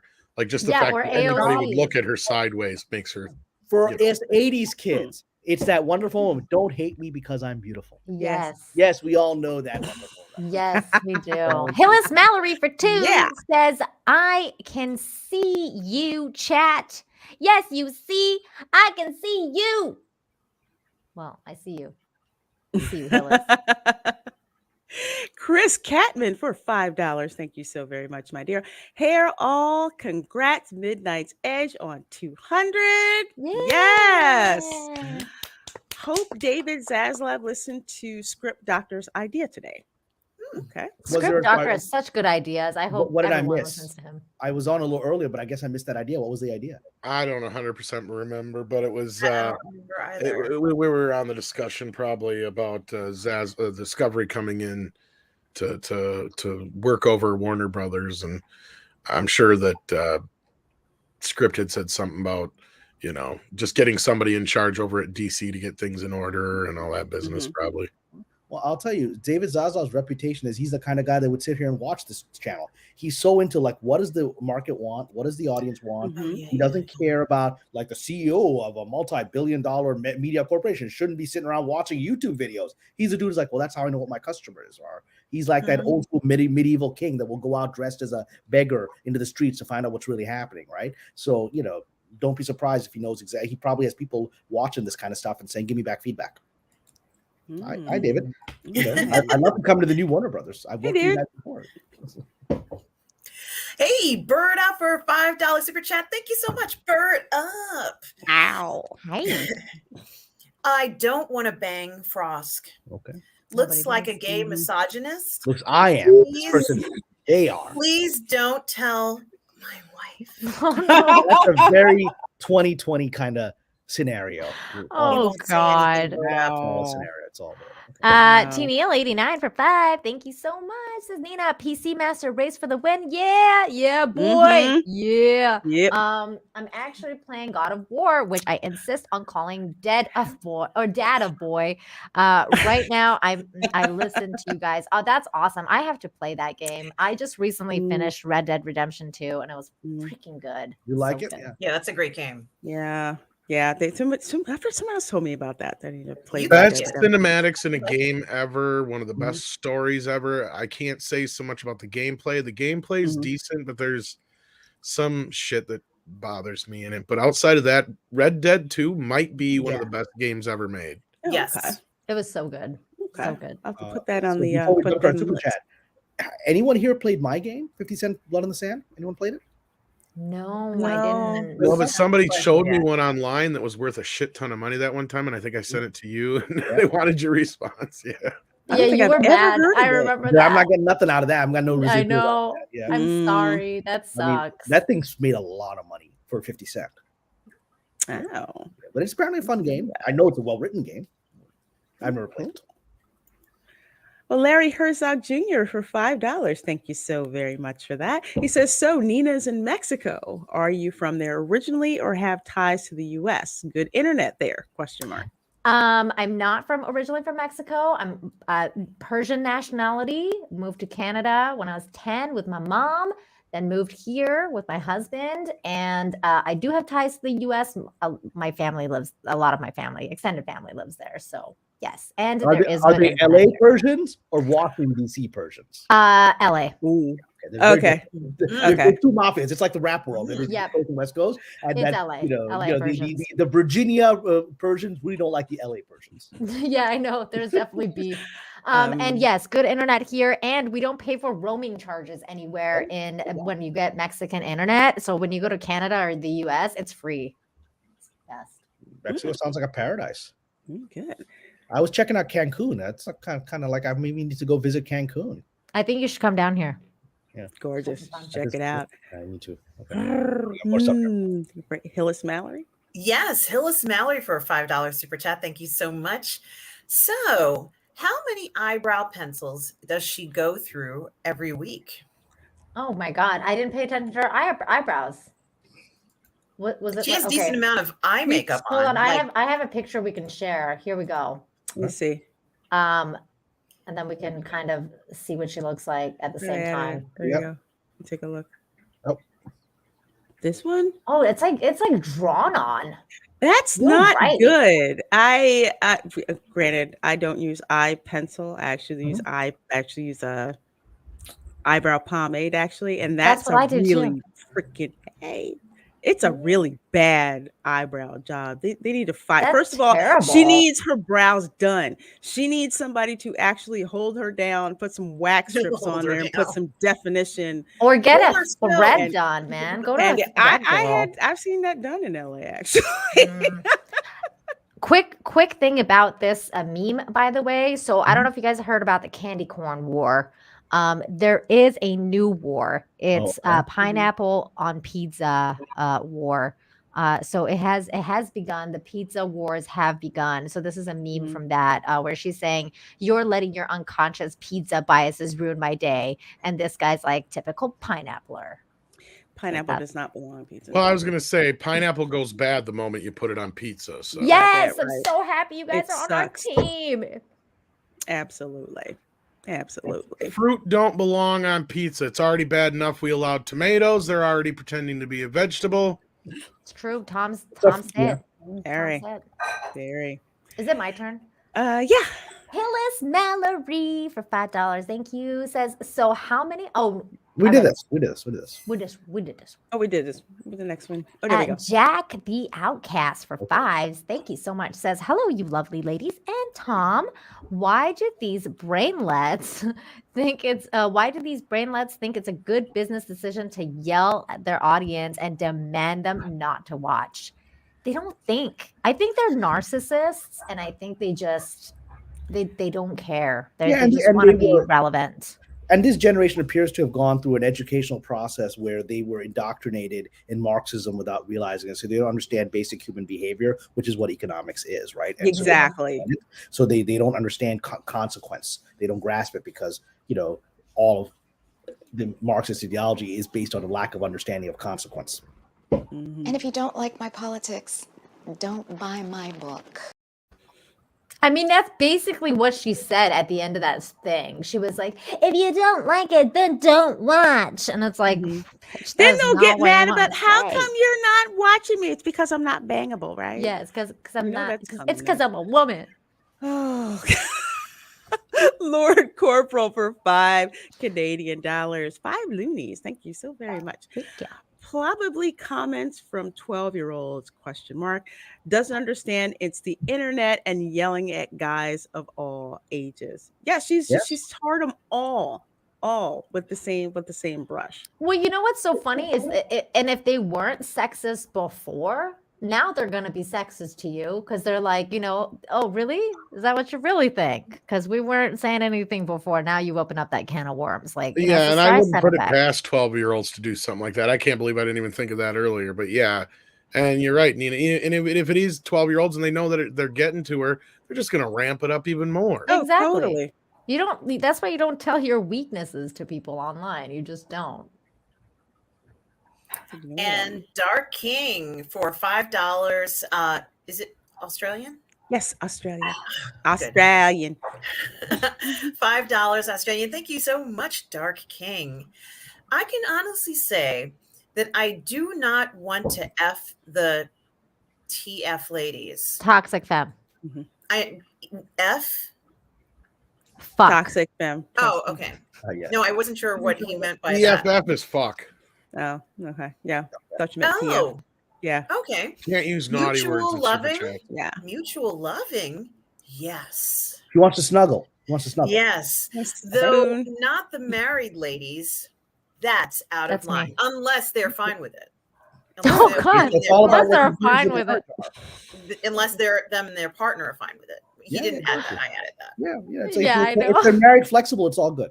Mm-hmm. Like if you're an open marriage or whatever. Blue Marvel for $4.99. Thank you so much. The white woman is the white man of the lesbian community. Wow. Okay. Wow. I did not. Interesting. Well, they're talking about the power dynamic. Yeah.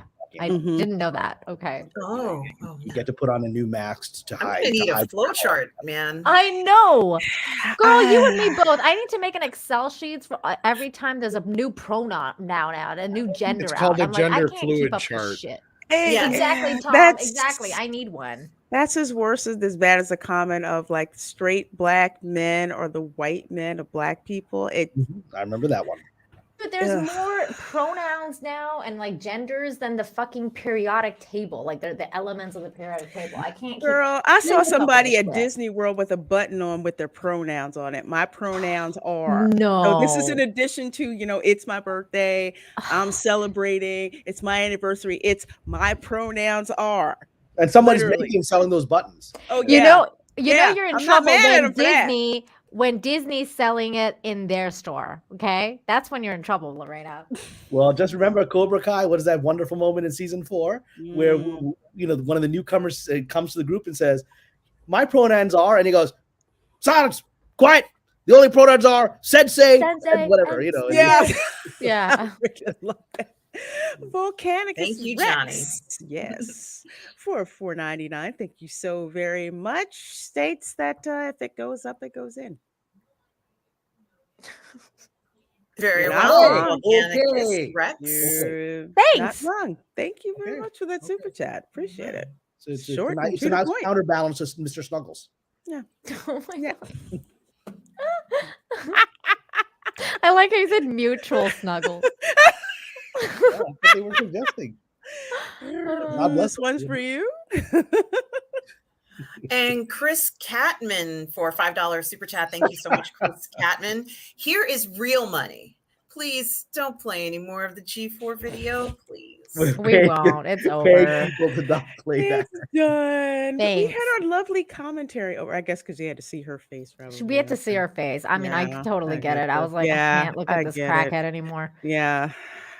Twitchy fingers for 5 says, does Froskuren's rant qualify as a liberal posting her L online? Yes. Totally. Well, it's whatever her politics, it's definitely a human being posting their L online, right? It's someone proclaiming all of their insecurities and putting them out there in the world and then begging you to shoot arrows at them. Mm-hmm. It's very strange. It's desperate too. Yeah. They're just trying to stay relevant. That's why I say it's like they're such narcissists, and then they double down. That's the thing, right? Like, and I was saying that you know, it's like the same thing with the Jack Murphy thing. If he had just owned it, apologized, moved on, it would have been fine. But they're like doubling down, and they're like, yeah, you know, you're toxic this, and this is toxic fandom. Everyone's sexist, everyone's racist, everyone's misogynist. This, and this. It's just like. They'd rather do that than take responsibility. That's Exactly. Is it my turn? Paul Wolfley for 5. Thank you so much. Says, your unconscious bias is ruining my day, aka I'm insecure, and what I believe you are thinking triggers my anxiety. Yep. Well, we're living in an era right now where the subjective experience has more value than the objective experience, right? Mhm. So everyone gets to speak their subjective truth to the point that civilization no longer functions properly. So you're not wrong. Let's see. Hillis Mallory for $5. Thank you so very much, my dear. G4 lady is just sad she wouldn't fit into the Psylocke costume that Olivia had in X-Men. That costume was hot. Oh my god, I forgot about that. It was hot. attractive woman. Thing is, Olivia Munn is somebody who knew what her assets were in the game, and she played her assets, and she advanced farther than anyone would have imagined. Oh yeah, she was He great said looking. played with her assets. Okay, here for those of you that by some chance, give like you a me, have visual. forgotten it. This is what she's. Yes, she was good. Perfect. Yes. Beautiful costume. And that's what we want to see. I know. And I that was love when they looking weren't at like desexualizing women, I guess. No, As a reminder, I've been here when it was glory hole days, and I've been here when it wasn't. And so, having said that, I want me some glory hole. I'm so glad they lost. Yeah, I heard they lost last night, like badly. Oh, let's see. Is it my turn? I think so, yeah. Key Ashford for $5 Australian. Thank you so much, my dear. Big history with League of Legends. I almost said LOL. That's League of what I thought Legends causing fights. Uh-huh. The Thorin she mentioned is from League of Legends. She fought with, as she said, all Europeans were white and lacked diversity. I did see that particular tweet because someone online had responded to me and mentioned that Frost had said something to that degree. And I said, well, do you have, a source for that? Do you have the tweet? Brought up her tweet. So she's talking about esports and complains about how white esports is in Europe. Isn't that where a lot of white people come from, is Europe? Yeah, and like newsflash, lady, you're white. Quit hating yourself. Like, I don't understand this self-hate. No, And it's I'll not even self-hate. It's a strategic throwing everyone else under the bus so you can be at the top of the pyramid of power or abuse or whatever. It's literally just it's just this vicious effort to rise on the corpses of your own people. It is such a disingenuous self-flagellation because I get sick and tired of these people who will come up with it's just such a blatantly white space, and I'm so sorry that it is, and I'm just so sorry for my white privilege and what white people have done to you. I'm like, so you apparently hate being white, I have white ancestry, so should I hate that particular part of myself too? Yes, you should, Lorena. You should. You know, I've said this. I've told this story before. I don't know if I've told it here on Toxic Femme, but I once worked on a TV show where, let's just say the heads of the writers' rooms, the showrunner, will remain unnamed, was constantly harping on white people, and this person was white, and constantly harping on white people, and the oppression of white, blah blah blah. And after listening to it for weeks on end, finally one day in the writers' room, I literally, while the boss was going off, I raised my hand and I said, I just want to say, I like white people, right? I'm the one brown guy in the room, and I said, I like white people, because all these white people self-flagellating their own race for pretense was too much for me. I said, I like white people. And everyone burst out laughing. I'm joking. I'm actually not joking. I like human beings who have pale Caucasian features, because they're just God's creation. Can we just get past this thing? Right. And we got Justin Doyle for a £5 super chat. Thank you so much, Justin Doyle. Why is the snowboarder shouting at me? I haven't done anything. I know, right? I know. I love how the she's like, I love how the chat call her like Justin Bieber. Bangry. Oh, Bangry. Bangry Justin. Bangry Justin Bieber. One thing you can at least say, Justin Bieber is not bangry. He's done rather well in that area of life. That's true. His wife's hot. Yeah, but he looks like her because he's got like the tattoos and like the weird. This is this is me being maybe just chilling my own aesthetics. I don't think a neck tattoo works for anybody. I don't think it works for men. I'm not interested. interested. I don't think face tattoos work. I don't like face tattoos or neck tattoos at all. Anything above the collarbone just doesn't work for me. That's more of like a prison thing. Yeah. I was just gonna say, if you're not in prison and you have a neck tattoo, that says more about you than anything. Yeah, like my friend recently was like, I'm gonna get a face tattoo, and I was like, wow. You don't want to work ever again for the rest of your life? I don't care where the tattoo is, but it just has to fit in with the style of everything. You know, like you can't have like skulls and crossbones and then wear something that doesn't match that theme.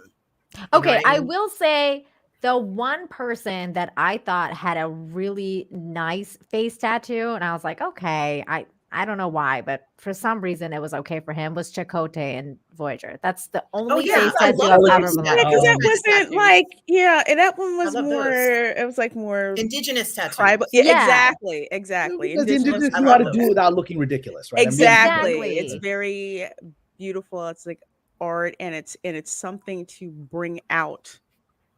It's like cultural. Nature. Exactly. It's not like, hey, I want all these crazy colors and I want skull and crossbones on my face. Yeah, or like with these people that get like the teardrops and shit. Oh, and they've never been to prison, and you're like, have you been to prison? No. Why are you getting? Are you part of a gang? No. Okay.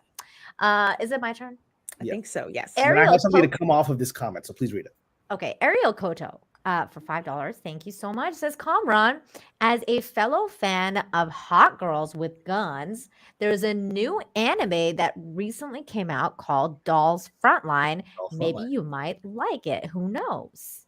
I'm not familiar with this. I will check it out. I mean, I worked on an anime project years ago called Kite. Which was a very popular anime in Japan. And the moment I put it in the DVD, I'm like, I'm gonna go to jail, because usual 14-year-old girl who's like killing people and having sex with like older men. I was like, I don't know that I can. It's a cartoon, but you're like, that was my first introduction to anime. And I was like, well, hello. Wow. Wow. And I adapted that, but I was like, well, let's age her up to 18. Let's age her to 18. So that's one change in my pitch. I was like, we need to do that, right? But with regard to fellow fan of hot girls with guns, has anyone seen the 355 yet besides me? No, I haven't yet. I know Jane saw it and she said it was awful. Have you seen the 355 yet? You there? Tom? I always have to ask what the fuck that is, because I always forget what it is. You were like, what is this? And then I remember, oh yeah, it's that thing. No, I will avoid it like the plague. Okay. So I'm going to give my I was surprised at this. I went in there thinking, because I remember I was actually listening. I think maybe last week guys were like, this doesn't look good, right? The previews don't look good, and the trailer. I have to say, this is just my opinion. I've seen it. My opinion is that the trailers are another example of the fake woke marketing that flips the actual movie. The movie is not woke. In fact, in my opinion, the movie is the reason you're getting such bad reviews for it is because it actually shows real women who are not superpowered. They're spies, but they get their asses kicked. They're very vulnerable. They make a lot of mistakes. They are manipulated by people, and they're physically and emotionally vulnerable. And each of them has a redemption arc. I thought it was a very entertaining spy movie that surprised me. And it was not, again, how it was presented. It wasn't this kick-ass girl power movie. It was, the reason people didn't like it is it showed a woman, all of them had personal relationship issues, right? It's like, that's exactly what Hollywood doesn't want to deal with, that women actually care about relationships. And that if you're a spy, you're somehow going to shut off that part of your femininity, right? Whereas that's exactly how the bad guys are able to get to each and every one of them by accessing their relationships. And then they're not super powered. They really get their asses kicked and they get physically injured. And so as a result, when they're in action sequences, it feels very real because you've seen them get really injured. So you're like, this person's doing something very dangerous that might get them killed, and they're clearly scared, right? So it's amazing how it was opposite presented. Again, we're stuck in this thing where the marketing departments don't know what they're doing and don't understand who their market is.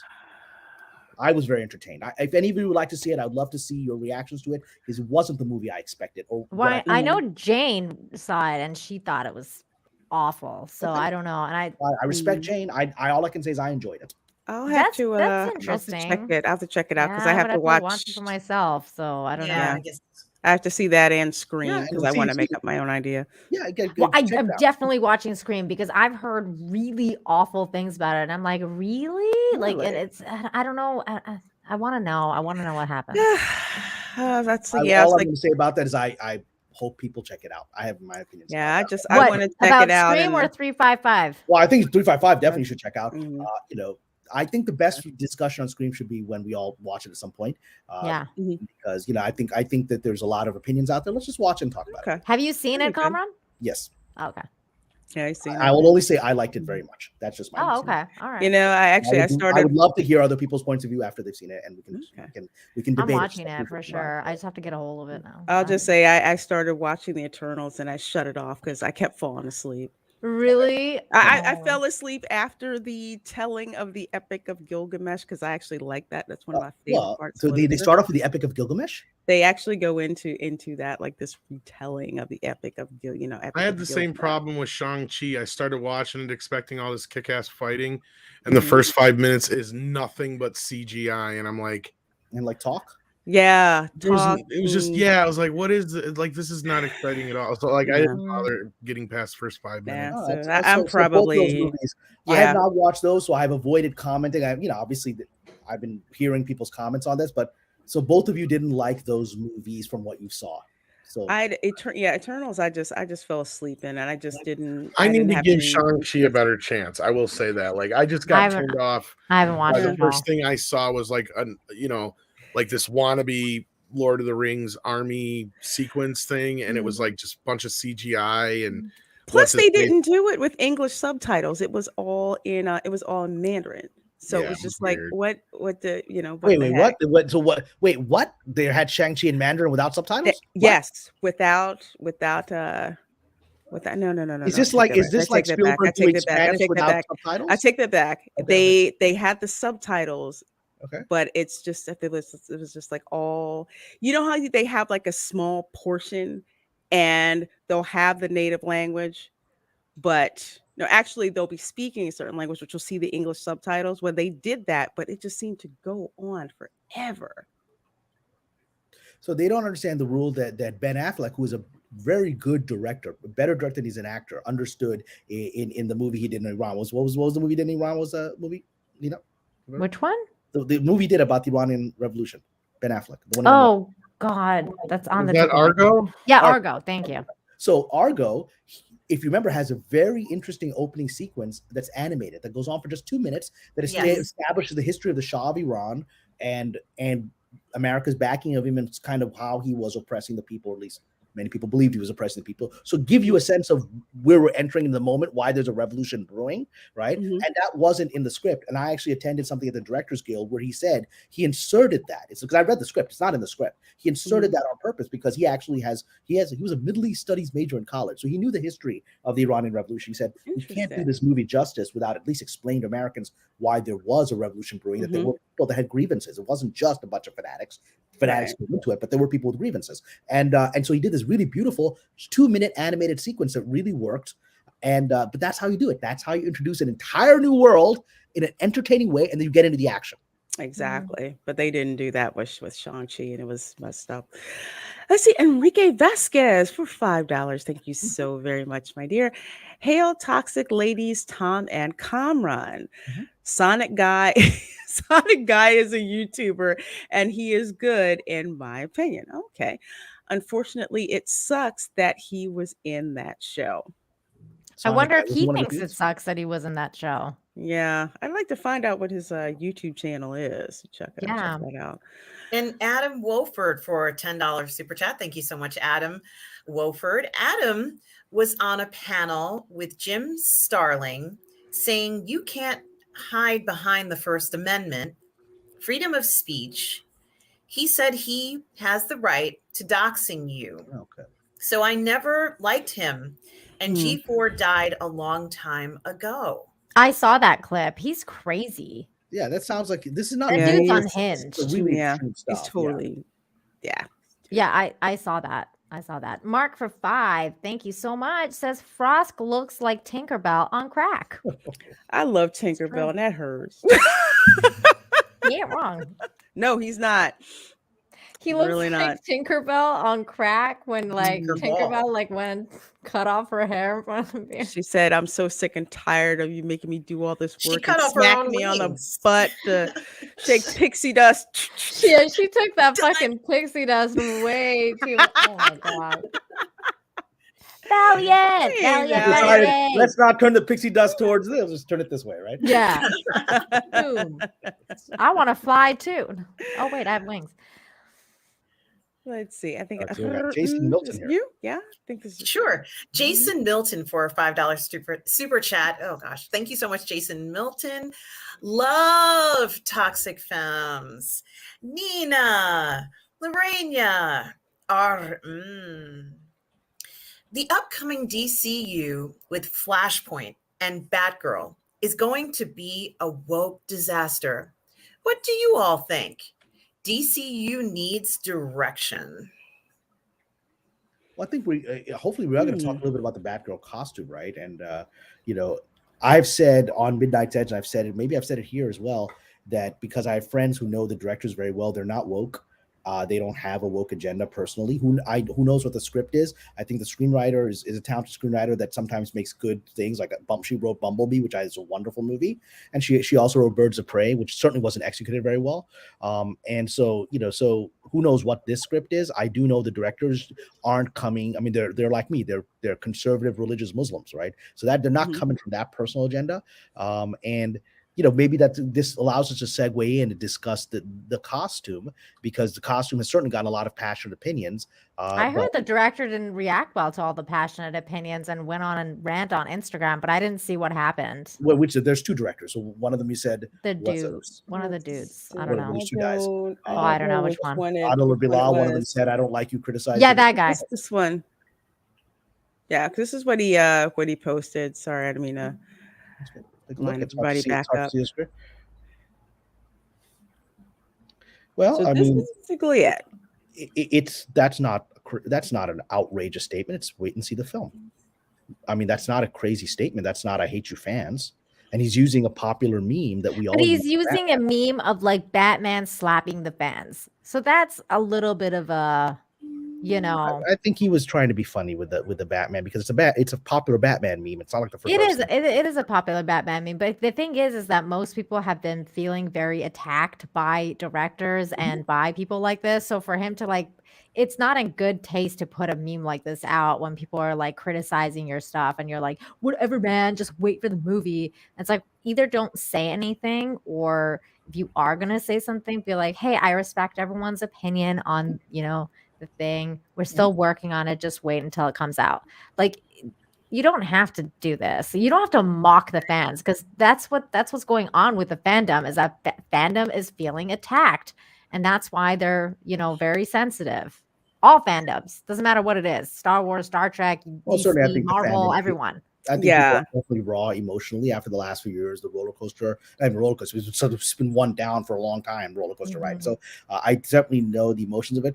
Again, all I can say is, because I don't know these gentlemen personally. I have friends, very close friends, who know them very well and have a great deal of respect for them, because I respect my friends. I would give them a lot of leeway, because they aren't Rian Johnson. These are people. If you remember Bad Boys 3, they really did want to give the fans what they wanted. That was a good movie. That was a good movie. That. Yeah, I saw and that. That was a good so movie. I just would be cautious, because again, part of the problem with the world we're in right now is that everyone gets trapped in this kind of cycle of knee-jerk reactions, knee-jerks and internet reactions, and people think that they are like, from what I've heard, these are gentlemen, these are good people, gentlemen, and they aren't like someone like a Mr. Rian Johnson who likes to niggle people and put up your Snoke theory is stupid, right? They aren't that kind of person, and they really love the fans. I think they may have not perceived it the way, and I can see absolutely why Nina and others would see it as this is an actual pissing in our face, not just slapping our face. I don't think that's what their intention was. I think they thought they were being funny by using a Batman, because they're doing I think you're right. I think you're right. But it has created this thing, because it can agitate people. Exactly. I'll say this too regarding the costume. I don't know if you could go back to it, Lorena, for the costume. Let's talk about the costume. Let's hear all the ladies. Yeah, because the only thing that I have a problem with regards to this costume, can you click on it so it just like kind of pops out? There we go.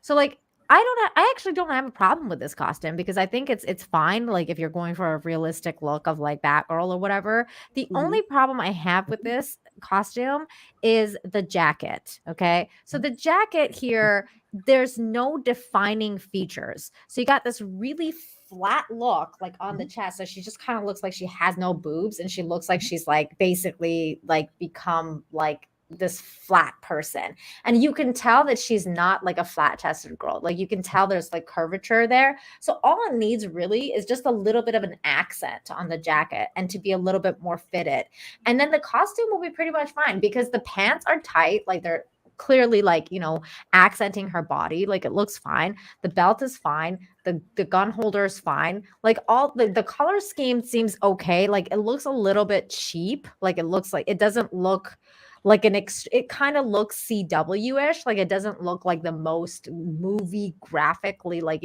like the kind of stuff that you were getting with, Endgame, or like even like Justice League and stuff like that. So it just needs a little bit more for it to like just pop out. Maybe like, I don't know, maybe some more gold on it. I don't know. It looks like a motorcycle jacket, and not in a good way, because she may have a motorcycle. Yeah, she might have, but it's like, when I think Batgirl, and this is just me, I'm thinking of I believe was it Devon DeCarlo, the original Batgirl, the one from the 60s.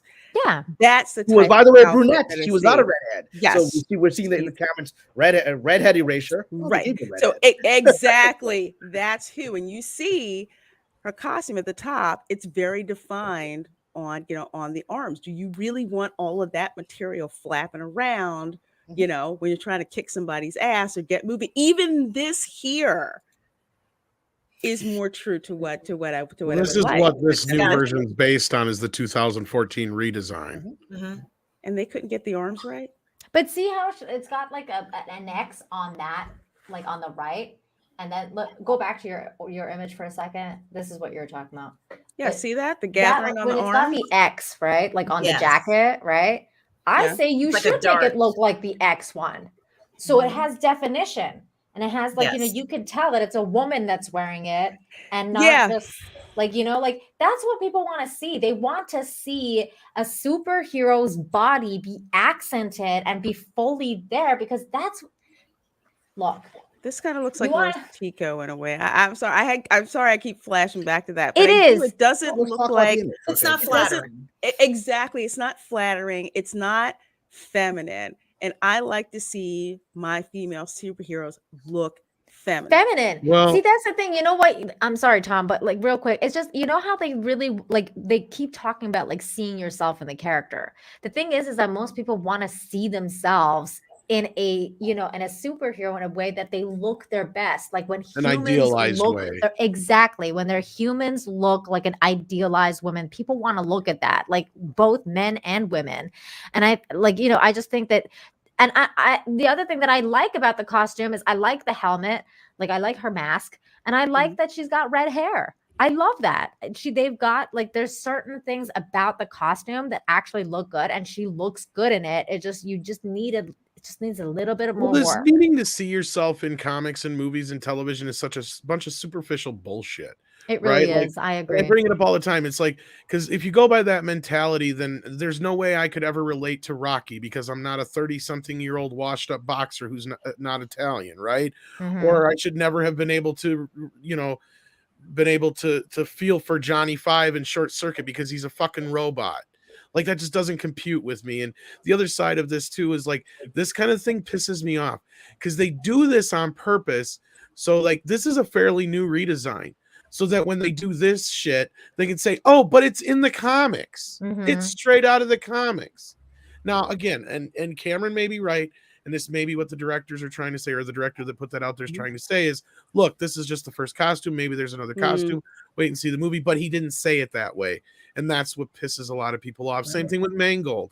Like when if he would have just come out and said, "Look, I know I'm not George Lucas and Steven Spielberg. I don't ever expect to be able to live up to them, but give us a shot." You know, that's all he had to say. Same thing with this here is like, look, this is just an early production photo. Just wait and see what happens. Give us a shot. If he'd have done that instead of the meme, I think it would have been at least received. You know, the thing is, you know, I'll tell you in all honesty, I've actually been trying to reach these directors for a project that I've got, and my agents have been trying to arrange that. And if I were ever to enter into their world, I would love to give them advice on interacting with the community in the current environment that we're in, because I do know this: the vast majority of people deal with in Hollywood have no understanding of where the audience is. You should start a program or a class for that, Cameron. And I shit you not. I'm not even kidding. Well, because I've been on this side. Like, I don't know of any other working Exactly. screenwriters that are on YouTube. I don't know any. My friends are like, "Oh, it's interesting you're doing that, right?" And you're right, Tommy. They don't know, because to them it's just this thing that they hear about, talked about. Like there's all these toxic fans out there, but they've never actually interacted with people in the way I'm interacting with everyone here and hearing a broad range of views. So they don't really know. Like I don't like everything I've heard is they're really good guys. So I really don't think they are that agitating jerk that wanted to rile up the fans. If I had known them, I was like, guys, I don't think this is the way to handle it. I would have said the way you said. The way to handle it was like, hey, thanks for all your feedback. Keep an eye on this. We really want to please you, and I think you're going to like the final version of this, because this is a year one story. And I will say that I largely, like our friend Paulie, like this. I hear all the critiques and the thing. I like this. I liked it when I saw it, because to me it is feminine. I mean, her flowing hair is sexy. Her pouty lips are sexy. They didn't try to make her not a woman. That's what I'm saying. That's what I'm saying. The costume, like I actually like her. She got red hair. She looks good. She doesn't look like, you know, her face looks good. The mask looks good. It's not too like weird looking. They didn't change it up too much. The costume actually, the color scheme actually works. I just feel like it looks a little bit like what Lorena was saying. It looks like a biker gang costume. I feel like you could have made it a little bit more superhero. Like give her the boobs, okay? I know like they don't want to do that.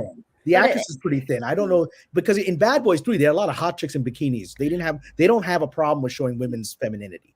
The actress herself is quite. Well, you know what? It depends on what studio they were working for, though, Conrad, because we're talking about DC here, and DC does care, and that's the thing. That's the problem. When they made jumpsuits for people in the show V, you know, these women had to wear these jumpsuits, and the jumpsuits were not flattering at all. Like these were not the most flattering jumpsuits you've ever seen, but they decided to put like this sort of black V over it. You know, obviously to promote the show too, but it added a little bit of a more of a feminine touch to it with the sex appeal of it. And, so you had this jumpsuit that was not the sexiest thing ever made, but then they added something else to it that gave it that sexiness or that feminine touch to it that looked very feminine. No man could wear that and like it wouldn't look right on a man. And that's so I kind think of what oh, sorry, I didn't mean to cut you off. No, it's okay. But that's the point that I'm getting at. It's like if I saw this, I would say, you know what, you're like 95% there. That's Give what I me think a too. little bit more, like a belt or some kind of thing that she could put for on. Me, it's something that attaches to it that goes around it's here. just like the arms, whether they need to be, fabric darts or something like that. It's just Agree. something that just For me, it's the arms and the boobs. Yeah. Maybe a belt that has more of a point or something very bat shaped in that area. like, okay, so for example, here is Alicia Silverstone's Batgirl costume, right? Let's see the comparison. Yeah. And I mean, like, this is like, you don't have to go fully like Alicia Silverstone because this was a lot more comical. Like, they wanted to do, like, that's why they gave That was like Schumacher, right? That was Schumacher. The whole thing. He was Mr. Yeah, Costume guy. Yeah. Yeah, and like, they gave like Batman bat nipples and blah blah blah. Like, there's certain things that are famous in that movie for like the costume design, mind you. But look at this figure though. Do you see what I'm saying? Like, you can see There's no her question there. curves. Like, you can see that she's clearly a woman, right? This doesn't necessarily have to be like boob cops. Like, you can do it really nicely, so it's not like, it doesn't look weird. Like, it's not, like this. You can make it like a little bit different, just accented, so that the bat signal goes over it. That's all you need, so that you have this little like kind of like curvature to the bat signal. That's it. That's it. It's not that much. But to kind of bring it back to how I mean, even she's got the nipples. Look at that. Yes, she does. And Joel Schumacher pointed it out too, that she does have little bat nipples. But, sorry, Lorena, go ahead. Yeah, but Carmen, I kind of agree with you. I think that the writers of this show, when they put out that meme, I don't think that they quite understood or read the room, so to speak, because the fandom is very raw right now, because we've been told for years they're wrong. There's also people that will agitate and present that. Oh, here we go. I got it. We got your thing that we're gonna, and that will bring them clicks to whatever they're doing. So they don't understand those dynamics of how things can be perceived and how there can be real reactions and there can be manipulated reactions. Exactly. So I'm hoping, Carmen, you'll be able to let them know. I'm hoping I want to get down with those guys, talk on my project. I'm like, hey guys, let me give you some advice on how to deal with the fans on this. Because even in the meme that they chose, even though it's like, yeah, I kind of agree with you, but that kind of needs to stay in here and not go out, in the ether. So hopefully, exactly, because they don't say, well, I'm using a Batman meme that's very popular. Exactly, we're doing Batman. and it's joke. Like, don't use this joke. Don't. This is I mean, this is a challenge. Again, none of these guys. Look, I worked on a show where the showrunner was ultimately fired because they put out the wrong tweet, and they did not, and they were woke, right? And they didn't grasp that woke didn't protect them from putting out the wrong tweet, and they didn't grasp this. They lost their job, their show, everything, right, over this, because they didn't know the dynamics of this. And they thought they were protected as big lefty wokies, right? Right. And so it is a place, and that's the only reason, again, because yes, it is personal, because I'm trying. I have friends who know them. But that's understandable. They share a cultural background. We're both religious Muslims, which is rare in this town. Like, my friends told me, like, my friends who aren't that devout are like, these guys pray 5 times a day and they don't cheat on their wife. I'm like, wow, that's not normal in Hollywood, right? So I have this personal affinity, which may be blinding me and willing to give them more of a chance, but I am willing to give them more of a chance. Also, no, but you know what though? You like, in a way, Comrade, I understand what you're saying, but also their work does, and they're like, just like we always say, like, your past speaks for yourself, and your like, your movie records speak for itself. So if these dudes did like Bad Boys, that's something that's nice. Like, I liked it. It wasn't super woke. It wasn't. Kitty, I'm sorry, I got distracted by your. No, and I'm actually kind of glad you're trying to reach out to him, because I think that's a great idea. Oh, Kiki! Happy cat here. Happy. Yeah, this is Professor X. He actually decided to make an appearance. Oh, here we go. Center attention. He looks so unhappy right now. Oh, Aw, he's like, all right, mom, I'll give you a little. It's like, then why were you like tapping and pulling on me? Well, I will tell you this: Oh. if you guys can give me positive thoughts, because actually, it literally come down to the wire. Like I had a phone call from my friend who was trying to set up the meeting, and he called me, so I'll let you know shortly. So we'll see if I get in front of these guys, if I enter their lives, I actually will convey what I'm hearing from you guys to them, because I think they need to be careful, because if they are good guys with good intentions, they don't have the intentions to screw with the fans. They really do want to be liked by the fans.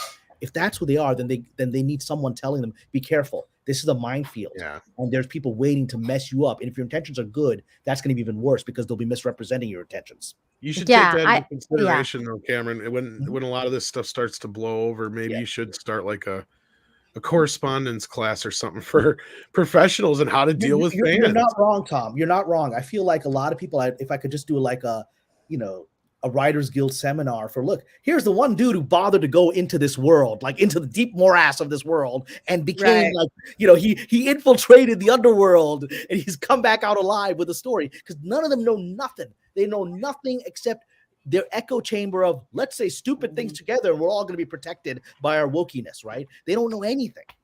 Speaking of saying stupid things, it's a perfect example right here. Yeah, we Great have, segue. Yeah, Joss Whedon here supposedly finally responds to claims from the Justice League stars Ray Fisher and Gal Gadot. Now, apparently, there was this big, huge, I think it was by Vulture, I believe. This article has to be the biggest case of just writer's diarrhea I've ever seen, honestly. It just goes on and on and on and on. If anything, just to kind of say that Joss Whedon isn't as much of an a-hole as you think he is. However, this is the same guy who decided to tell Gal Gadot, or basically say that English was not her first language. Yeah, that's okay. I saw that line and I was like, okay, here we go. I mean, I've been to Israel. Yeah, it is not their first language. Hebrew is their first language, but they're all pretty fluent in it. Yeah, what the fuck? It's so weird. What a weird thing to say. I mean, it comes across as ethnocentric. It's exactly this thing. It was like the privileged white dude, right? Like, I know we don't have to bring in race, but this dude's bringing in at least ethnicity. He's bringing in language and totally culture, bringing in ethnicity. And so there is that rich, privileged, white, wokey guy, right? And he's kind of the king of that, right? And who's completely oblivious to what he's saying and how it's being perceived in the world. And I don't think what he was saying was annoyingly flowery. Okay. I have a question. Are we going to trust the Hollywood Reporter, though, about what they're saying? Sometimes they take people out of context. Is that really what was said? What they're taking it, and they're taking it out of the Vulture article here. Okay, and That's it what they're wasn't taking taken it out of from. context? No. Yeah, and he gave direct quotes. And again, who knows if those direct quotes were manipulated. But the general impression is this gentleman has made a PR disaster for himself for a while now, right? Yeah. Mishandled it for a while now. And he comes out, and this kind of seems like the kind of mishandled response that he would give based on how he's behaved so far in handling it. And, it really comes across as an out-of-touch dude, doesn't understand what's happened to his career, doesn't understand. He needs a publicist. I mean, I was a fan of Buffy the Vampire Slayer. I liked Firefly. Me too. I like the Yeah, first Angel? dude. But it's the example again. This is a guy that, for all of his talent, he's got a lot of issues. And when he says like what says, using flowery language, we know what that flowery language is. He literally, I'm sure he said to her, "I'm gonna ruin your life, ruin your career," and he thinks that's being flowery. But in Hollywood, people have the ability to do that. This guy, at his height, could ruin people's lives and careers. He could do it. I don't think he can do it today. But at the height, when he was yelling at her, that's a real threat. He may have thought I'm being hyperbolic, right? But he had the ability to do that at that time in his life. She probably didn't take it as hyperbole. I don't know what to say. I just think people should shut up. So I'm like, stop talking. Well, I mean, I don't know about this guy. I just don't know. Like, the question, does he have a publicist? What's happening here? Why? This is clearly his comeback effort, right? This is clearly his effort to get back in the game and mea culpa something. But this is so poorly managed. I don't understand it.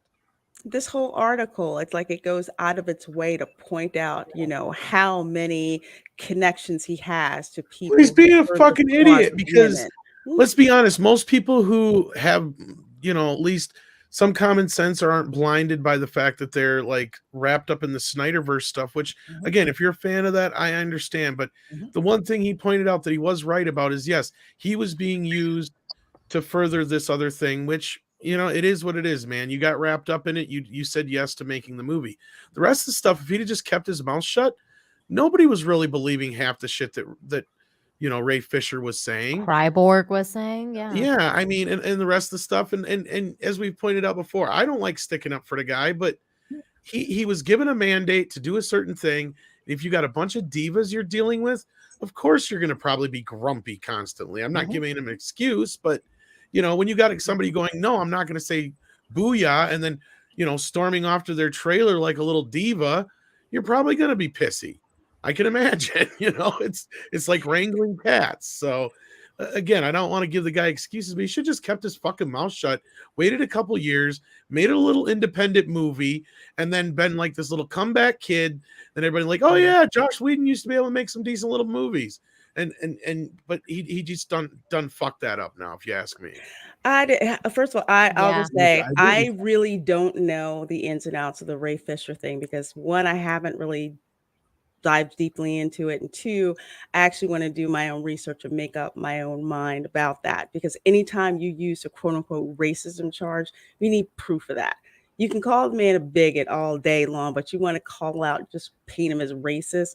That's not necessarily fair. So that's something that I want to look into anyway. But regardless, even when you're dealing with a whole lot of divas on the set or whatever, it wouldn't be surprised me if he was a bit of an a-hole. But this guy with his behavior on himself, Buffy, don't get me wrong, yeah, with his behavior on the other shows, and just what other, actors have said about him, including Gal Gadot, because I've been following what she's been saying about him.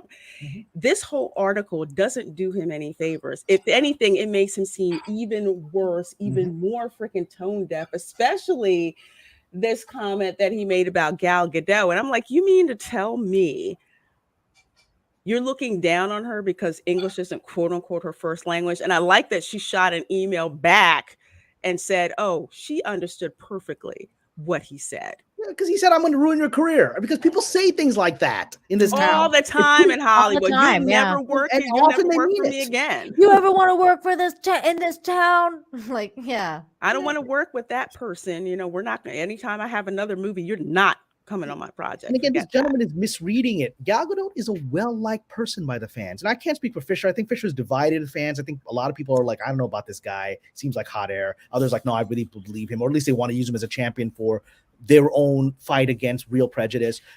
But Gadot is a really well-liked person, aside from the wokies, right? They don't like she's an Israeli and working the IDF or whatever. And, Nina knows, I've been to Israel. I've been strip searched by the IDF, right? So I got my issues there. But I don't have any problem with her. I don't have any problem with her. And yeah, and she's a likable person. I will say this, she was represented by my managers, and she left them after they got her Wonder Woman. So they're a little salty about that. I had dinner with them, and they were very salty about that because that made her global. She was just like, Fast and Furious 8th on the call sheet, right? And then they got her Wonder Woman, and then she's like, and basically she then, all right, I don't need you guys anymore, and she took off. They're very out. That, right? But whatever. But that's just Hollywood business, whatever. I don't have a problem with her, and so I think this kind of thing on her, it's just, just don't go on her, man, because you're not going to get the fan support on that one. Especially considering not too long ago, I want to say maybe last week or the week before that, where she came out and said, that Imagine video, maybe it was kind of tone deaf, not quite the right thing to do. And she made fun of herself at an event about that. And I'd given her a pass anyway for that. But that was just more of, hey, I'm aware to know that from the right place. Yeah, it was cringe, but she wasn't being malicious about it or or anything like that. And that's again one of the things that endears her very much to the fans and endears herself to me. So when you see Joss Whedon spat off some crap about this. I just don't feel know like what he Joss thought. Whedon is just I don't know what's going on with him. Like he's just like I said, I think he needs a publicist because every other day I hear like Or fire the something one new. he has now. Yeah, or fire the one you have now. Exactly, because every other day is like something new. Like if it's not Ray Fisher, it's like this, or if Maybe it's he not. has Alec Baldwin's publicist. I know it like really seems like that. Mm. It's like if it's not that, it's like the girl from Buffy coming out and saying like yeah, he was a total asshole when I worked on Buffy. So Well, it's like there's a lot of perceptions going on with regards to this guy being a total dick. So it's like why don't you just shut up? Like firing Charisma Carpenter. Where do you call her? She was fat. Yeah, something Because like she was that. pregnant. Yeah, and now he was pretty much banging his way through the cast of Buffy. Yep. You know that, right? And so I didn't know that. Oh no, Holy he shit. was banging his way through them, and if they turned him down, it didn't work out for them, right? So Of course he he's was. that guy. He's that guy, and and at the same time, he's that guy who's like, well, I love and respect women. I'm a male feminist or whatever. Well, I'm really surprised if that's true. I'm really surprised he hasn't gotten Me Too'd by now, because usually somebody would be like, "Yeah, I slept with him like 40 years ago, and I didn't want to," but. Well, I mean, whatever. Look, this is he's that guy. Like you talk about Alec Baldwin, they're from another generation when these guys were invincible, invulnerable. They do not understand the situation they're in, and I actually think maybe they fired their publicist. I'm sure, or publicist quit. Said I can't handle. I can't deal with this mess. You're not letting me fix this, right? Neither of them seems to be listening to a well-trained publicist. So just to answer some fun person in the chat who asked, was Cameron, you were strip searched by hot chicks who was like Gal Gadot? I was like, actually, I was interrogated by hot Israeli chicks that actually really did look like Gal Gadot. They were really hot, right? And they're like, all right, it's time for your strip search. I'm like, all right, that sounds good to me. I'm good with this. And then they step out, and then Of course, and then the dude comes in. I'm like, whatever. Oh man, that was my disappointing television, airport experience. I wasn't strip searched, but I was searched because I always opt out of those like crazy like the things. Oh, the scanners. So, where you yeah, don't know the who's scanners. running them. Yeah, yeah. I'm like, fuck that. Like, I'll just opt out. I'll get patted down. I don't care. And like a couple of times I got patted down by like really hot TSA chicks, and they were like, "So we're gonna touch you here now, and we're gonna cup like as we go under, and like, are you okay with that?" And I'm like, "Yeah, totally fine. Like, it's totally I'm totally okay." Because they like tell you like, "Okay, I'm gonna touch your breasts now. We're going around," and like she's like, I'm like, this is somehow kind of like arousing a little bit, but I don't know. It's just weird. I'm feeling like I might answer your earlier question, Nina, tonight. I don't know. I had that Take happen. those I images was with not me. expecting that. I just know that there was this collective just groan when I said, "No, I'm not going through the body scanner." Oh. Yeah, I Yeah. always tell the guy, I'm opting out already, Yeah. just so you know, get the lady ready for me or wherever. Yeah, I don't And then they're know what always kind like, of "Oh, do you criminal want a history you private have." room?" And I'm like, "No, you can just do it right here." And they're like, "Are you sure?" And I'm like, "Yeah, I'm totally fine." And then they start filling me up like in front of everyone.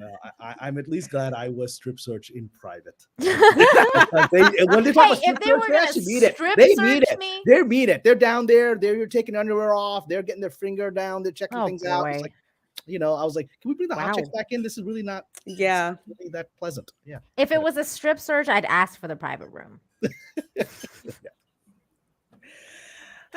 But yeah. So this wait, what pretty is much he the what is news he with that opening up gossip. about, Lorena? Tell us. Oh, he talks about, what happened on the Buffy set. And yeah, I kind of did some stuff that I probably shouldn't have. And I can be a bit of a jerk, but my ex-wife kind of started, some things, some rumors and all that. So I'm not really that much of a bad guy. So a lot of this is just basically him saying, yeah, I did, messed up stuff, but I had my reasons. And it goes on and on and on. And it's honestly one of the most narcissistic things you will ever freaking read. He doesn't take responsibility, really. Of course not. They never do. Well, he, No. again, he thinks that this era is going to blow over, and there's going to be changes, but a lot of this stuff is going to seep on into the next era, right? And just like we're still taking off our shoes when we go through TSA, that's not Right. changing, right? Right. So that's going to stay on, right? So it's going to be interesting when Ray Fisher decides to respond. So he says, looks Ray. like, you knew it was coming. did, right? You knew Yeah. it was coming. Knew it was coming. And he says, looks like Joss Whedon got to direct an Endgame after all. Rather than address all the lies and buffoonery today, I will be celebrating the legacy of the Reverend Dr. Martin Luther King. Tomorrow, the work continues. All right, well, that's a positive message. So, I remain somewhat, let's just say, I think that there's a lot of questions around his claims, and I'm just going to leave it at that. Yeah, As someone me who too. has, no, I who's a agree. minority, who's experienced bigotry, who's experienced actual horrific things that would get people fired, said to their face by people who have no fear of being fired. I'm a little uncertain about some of this stuff. Yeah, it's kind of like what I've told some people when they say, oh, Ray Fisher's full of crap or what, whatever, and it wasn't racist and all of that. It's like, well, you don't really know. You really don't. So take more of the position of show me proof about it. Don't just invalidate that experience because you really don't know. There could really be racist a-holes out here doing that stuff, but you don't know. But just take the position of, I'm not really sure. I'm not saying you're wrong. I'm not saying the other person is right. You need to show me proof because, like I say, racism is a very, very serious charge. And unfortunately, today, people throw that term around like it's nothing. Yeah, It's Lorena, very serious. I can tell you this from all the research I've done about the topic. I don't think racism was involved. I think assholery was involved, and the guy's just an asshole, and he doesn't care what And color your that's skin the is. other thing, because remember, I don't know if you guys ever saw the Key and Peele sketch where the one guy, he's like flamboyantly gay, and he's doing everything. He's like, you don't like me because I'm gay. You don't like me because I'm gay. And he's doing all this crazy stuff in the office, like bringing up like dildos and stuff and waving around a gay pride flag and all that. And I have not Michael seen Key, this, his but I will character after the comes show. up. This is so funny. You have to see it. The guy in like his office, he's like, God, I can't stand this guy. And he's about to go to lunch. And his boyfriend comes to pick him up to go to lunch. And he's like, yeah, just shut up. I'm going to lunch. And he's like, other guy's like, maybe he doesn't like me because I'm gay. Maybe it's because I'm an asshole. It is one of the best freaking sketches to go, that's to go what and I've see. like from my research, and like I love that, Lorena, you said I want to have to do my own research and make up my own mind, because that's what everyone should do. Just go do your own research and make up your own mind. But from the stuff I've learned about him, I think the name Cryborg fits in terms, like when it comes to Ray Fisher. I think it fits, and I think he's just making a big deal out of like, well, basically this guy's an asshole, and he's been an asshole to everybody, and you just think that like he was doing it the most to you, and he wasn't. It's just, and it's not to excuse this asshole behavior. He's an asshole, and he should be called out for being an asshole. But calling him a racist and stuff like that's a totally different level. And from my conversations with people in this town, I don't think Mr. Fisher is going to have a career. I think the general feeling in this town I don't think that with this all guy this going on. that a lot of people just don't buy what he's saying. And he threw Warner Bros. Under the bus. They complied with everything he said, and they were like, we're going to do the investigation, we're going to do this, we're going to do that, and nothing was good enough for him. Yeah, so that's like, people's perceptions is that there wasn't, at least this would be very hard to cover up under the amount of scrutiny that he placed upon it. And he was never satisfied. And a lot of people just like, look, maybe he did have bad stuff happen to him, but I don't want to risk it on my show. I don't want to risk it on my movie. This guy might just be a trigger happy, crazy. And so he's injuring himself, but I don't know that he knows or cares at this point. I think he's stuck his foot in it too much now.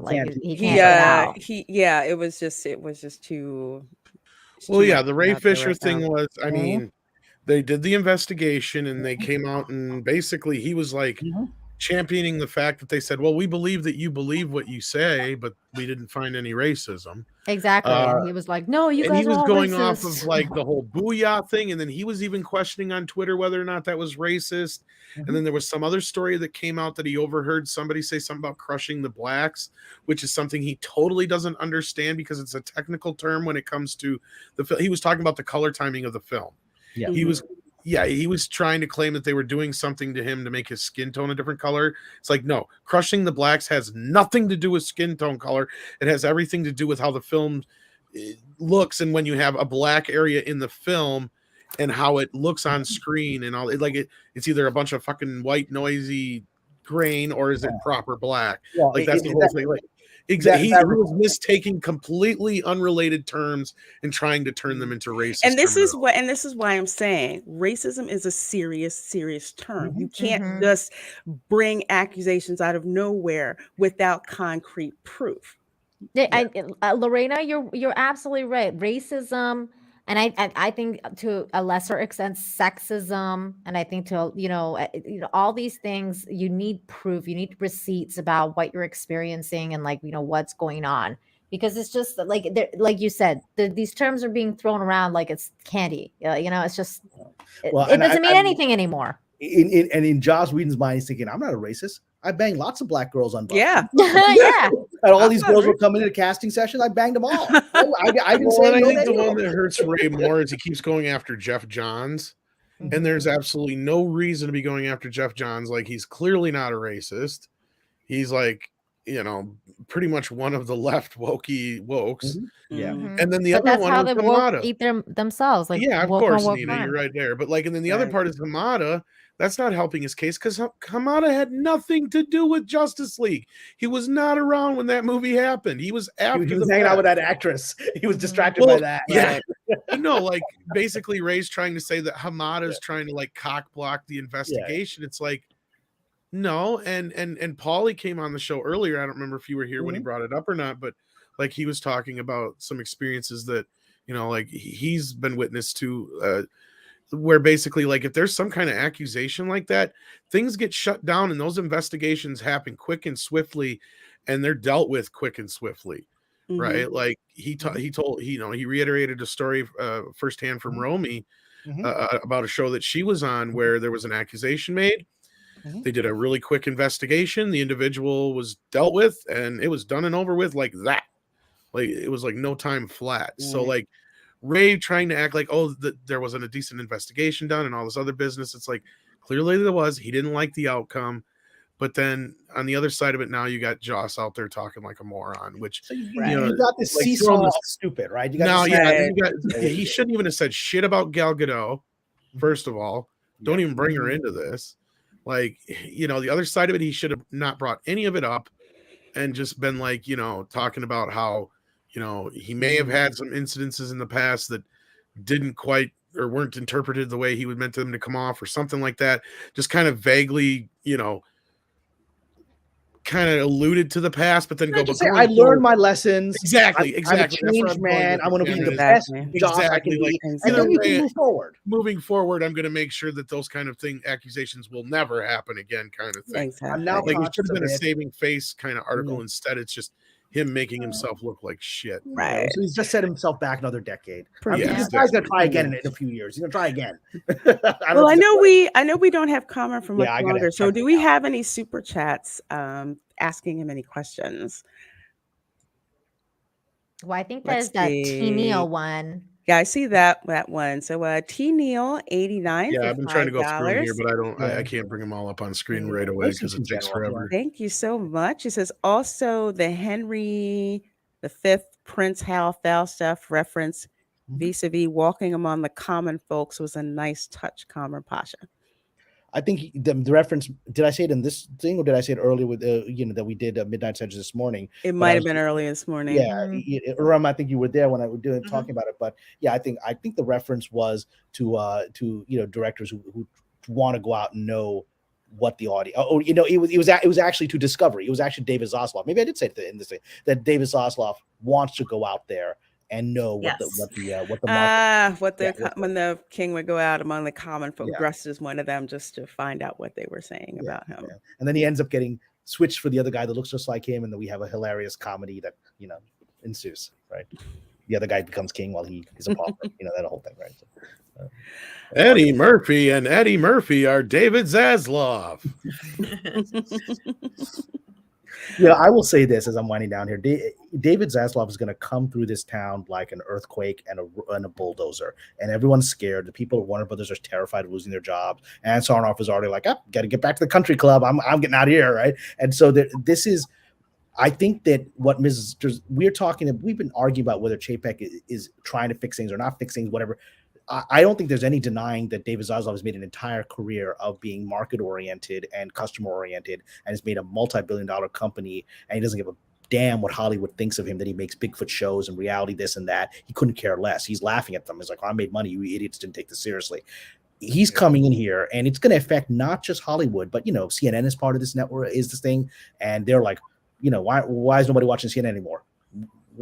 We need money, right? That's going to impact their choices about programming. We're going to have a massive media change by this one guy, unless like the CIA takes him out, right? Because single-handedly, I've been hearing similar things, Cameron, and that's the thing that I'll tell you about Warner Brothers is if he does exactly what he is kind of being, what's the word we look like foreseen to be doing, as hinted at, and you and I and everybody else have talked about his kind of MO, like he could be the exact type of leadership that Warner Brothers needs, because they have not had a decent leader in going on 10 years now, at least. Because that's like the thing is I know a couple people from there, and they constantly say the same shit over and over again. There's no leadership. They're running around like chickens with their heads cut off. They're bleeding money. Then AT&T got involved, and everybody felt like it was blank check time. And that's kind of where things were then activated. Led them to exactly. Yeah, AT&T made them think they could do whatever they wanted, which was bad for people that already had no leadership for some time, right? So it is the most dysfunctional studio, and I've worked there in television multiple times, and so got a lot of residual checks from Warner Brothers, right? And I will say television was relatively good there, but even now that's not in good shape, and a lot of the best. No, but the saying that the one hand doesn't know what the other one is doing has been said many a time about Warner Brothers. Like they are so departmentalized over there. And it's so difficult to get anything done or get anybody to work together. It's insane. Right. Well, speaking of insane, Raymond Hui has this $50 super chat. My goodness, and so good to see you, my dear. It says, after some time away, it's great to see all of you. Well, good to see you too, Raymond. Good to see you. Kamran, always great to hear your perspectives. Lorena, Nina, and I have missed all of you. Thank you for making Monday nights fun again. Love you, ladies. Hi, Tom, and congrats on Midnight's Edge 200th show. Congratulations. Yeah. Yay. Thank you, Raymond. Yes, thank you so much, Raymond. Did I say compartmentalized? I meant departmentalized or whatever. I don't know. No, it's the same. It's the same concept. It's the same concept because it's compartmentalized. When Warner Brothers Television had some of the best executives I ever worked with, Warner Brothers movies had some of the least respected people running around at times. So it's just like it was like weird, like how one company could have this strange dichotomy of competence. Yeah. Well, the perfect story is how long it took to get the Batman animated series on Blu-ray. Is a great story. The short version is because all the animated stuff is over in the family department. And it wasn't in the DC department. The people in the DC department are like, people want this, people want this, people want this. And the animated department is like, yeah, we just don't see the demand for it. And then so they finally broke and put it out as a Warner archive. And they sold out instantly. So they're like, oh, shit, people want this. I don't understand about that. About Hollywood doesn't understand the power and influence of that show. Like I said, I pitched at Disney when I got the job at Toronto Uprising. I said, I want to make this like the Batman animated series. And they're like, oh, okay, really? Okay, that's cool. I was like, they didn't grasp what an influence that had on people, right? And they didn't let me do it. That's why, like, all right, well, this is too adult and serious and profound. We just want a real kiddie show, which was a nice little precursor to where they've taken a lot of their shows in MCU and Star Wars now, right? And it's just like this is kiddie stuff. It is really something dysfunctional inside of Disney that doesn't even understand what children want. I think Swift Doctor made a very good comment on the 200th episode this morning, where he said that a lot of people at Disney imagine what they think what kids want, but kids want stuff that actually makes them want to grow up and be somebody, right? And that's what I was trying to give them is that. But Batman was one of the best animated series of all time, and the fact that the people at Warner's didn't understand what they have, I don't understand it. But whatever. It's Nina's gone, so I want to say farewell, but I she's far away. She said she'd be right back, but hopefully she'll be back in a moment. If not, we'll let her know that you said adieu. Is there any last sort of thing that I got addressed here? Did you grab any more? Did you see any more, Lorena? Because I'm going in order that they come up. So I am. Hold on a second, guys. Don't get mad at me if I miss it. Trying to find it. I swear there was one last one where I saw your name mentioned. I was gonna say I think there was at least one more, but I can't. Forgive us if we don't find it. Yeah, because You know, Cameron's just on we a do our best to try time to limit here. manage all of this, and I do have to get some stuff taken care of. And so, Yeah, The Moon you Knight know what, trailer did Tom? I drop, can't. the what Okay, I'm sorry, well, did? what, Trevor? the Moon So Knight what's- trailer just dropped finally Okay. too. Oh, okay. All right. And Okay. that we understand is getting reshoots, so let's see where they are. The trailer don't look bad, but yeah, we'll see. I'm not so sure I'm sold on Oscar Isaacs and his accent, but we'll see. Okay. So Oh, here we go. Here's for one you. I found. Yeah. You want to read this one? Sure. JCM for $5 Canadian. Thank you so much, JCM. I disagree with Cameron about the tattoos. Jack from Mass Effect. What's Toxic Femme's opinion about conservatives, political/religious, opting out of culture? That's a big thing to discuss. I mean, with regard to tattoos, hey, each their own. Everyone likes their thing. Everyone doesn't like their thing. God bless them. With regard to that, I mean, I think you can have several hours of conversations. I don't want to speak for the ladies. I don't think anyone should opt out of culture. I don't think culture benefits from. Then you almost kind of become the incel that they, not least the sexual part of it, but like the part of cutting yourself off from civilized life in a way. Like, I mean, I wouldn't recommend it, but that's just me. Again, you got to make your own decisions, I guess. If it's something that, here's, I guess, one way of looking at it. If you're somebody who's like a huge Star Wars fan, huge Doctor Who fan, Star Trek fan, and you're feeling yourself becoming very depressed by these things, then yeah, find some other kind of culture, right? Like, I wouldn't say necessarily opting out of culture altogether is a good idea. At least that's from my perspective. And I don't think it's possible because culture is like the air we breathe, right?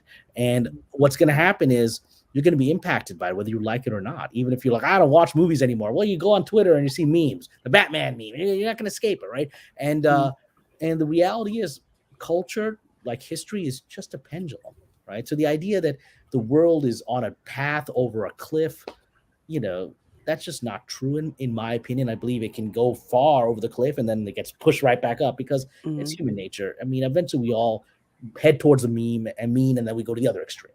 So Johnny Skinwalker says, well, what are we supposed to do? Not watch anything? Actually, no, that's what the great thing about this fellowship is you have a lot of people in the chat, a lot of us on this side of the screen too, that are here to tell you, like, this is good, this isn't good. I mean, we'll recommend things like Cobra Kai, Spider-Man Far From Home, Ghostbusters Afterlife, things like that we all found entertaining for the most part. And there's other shows that people are talking about now, like Arcane and a few other ones that are out there. Yeah, so it's a good there's one. stuff out there. It's just you just gotta, and that's the best part about having this kind of a fellowship, to where we can all bring it to the front and say, hey, check this out.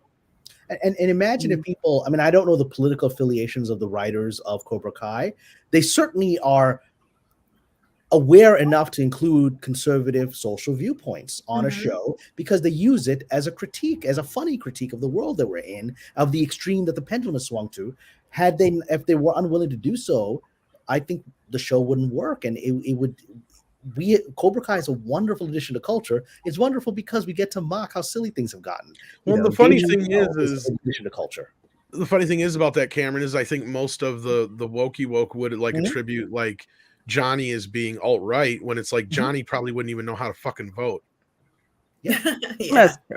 But that's why he doesn't even know how to use his phone, right? And so or computer, he doesn't even know how to use a computer. He's still computer doesn't Commodore work. 64 was the last thing he had, right? You plug the battery in. What battery? What but that's why you can have somebody like that who's it's a time travel show. It's someone taken out of 1984 and dropped into 2021 and not understanding anything, right? It's Michael J. Fox, basically, right? And I think it's okay, to live your life like that. There's nothing wrong with it. But I don't think anybody should completely opt out. I mean, you may tap out for a little bit, but I think, especially when it comes to conservatives, and I ding them on this all the time, if you disconnect from the culture completely, you leave a vacuum for that other side to just take over.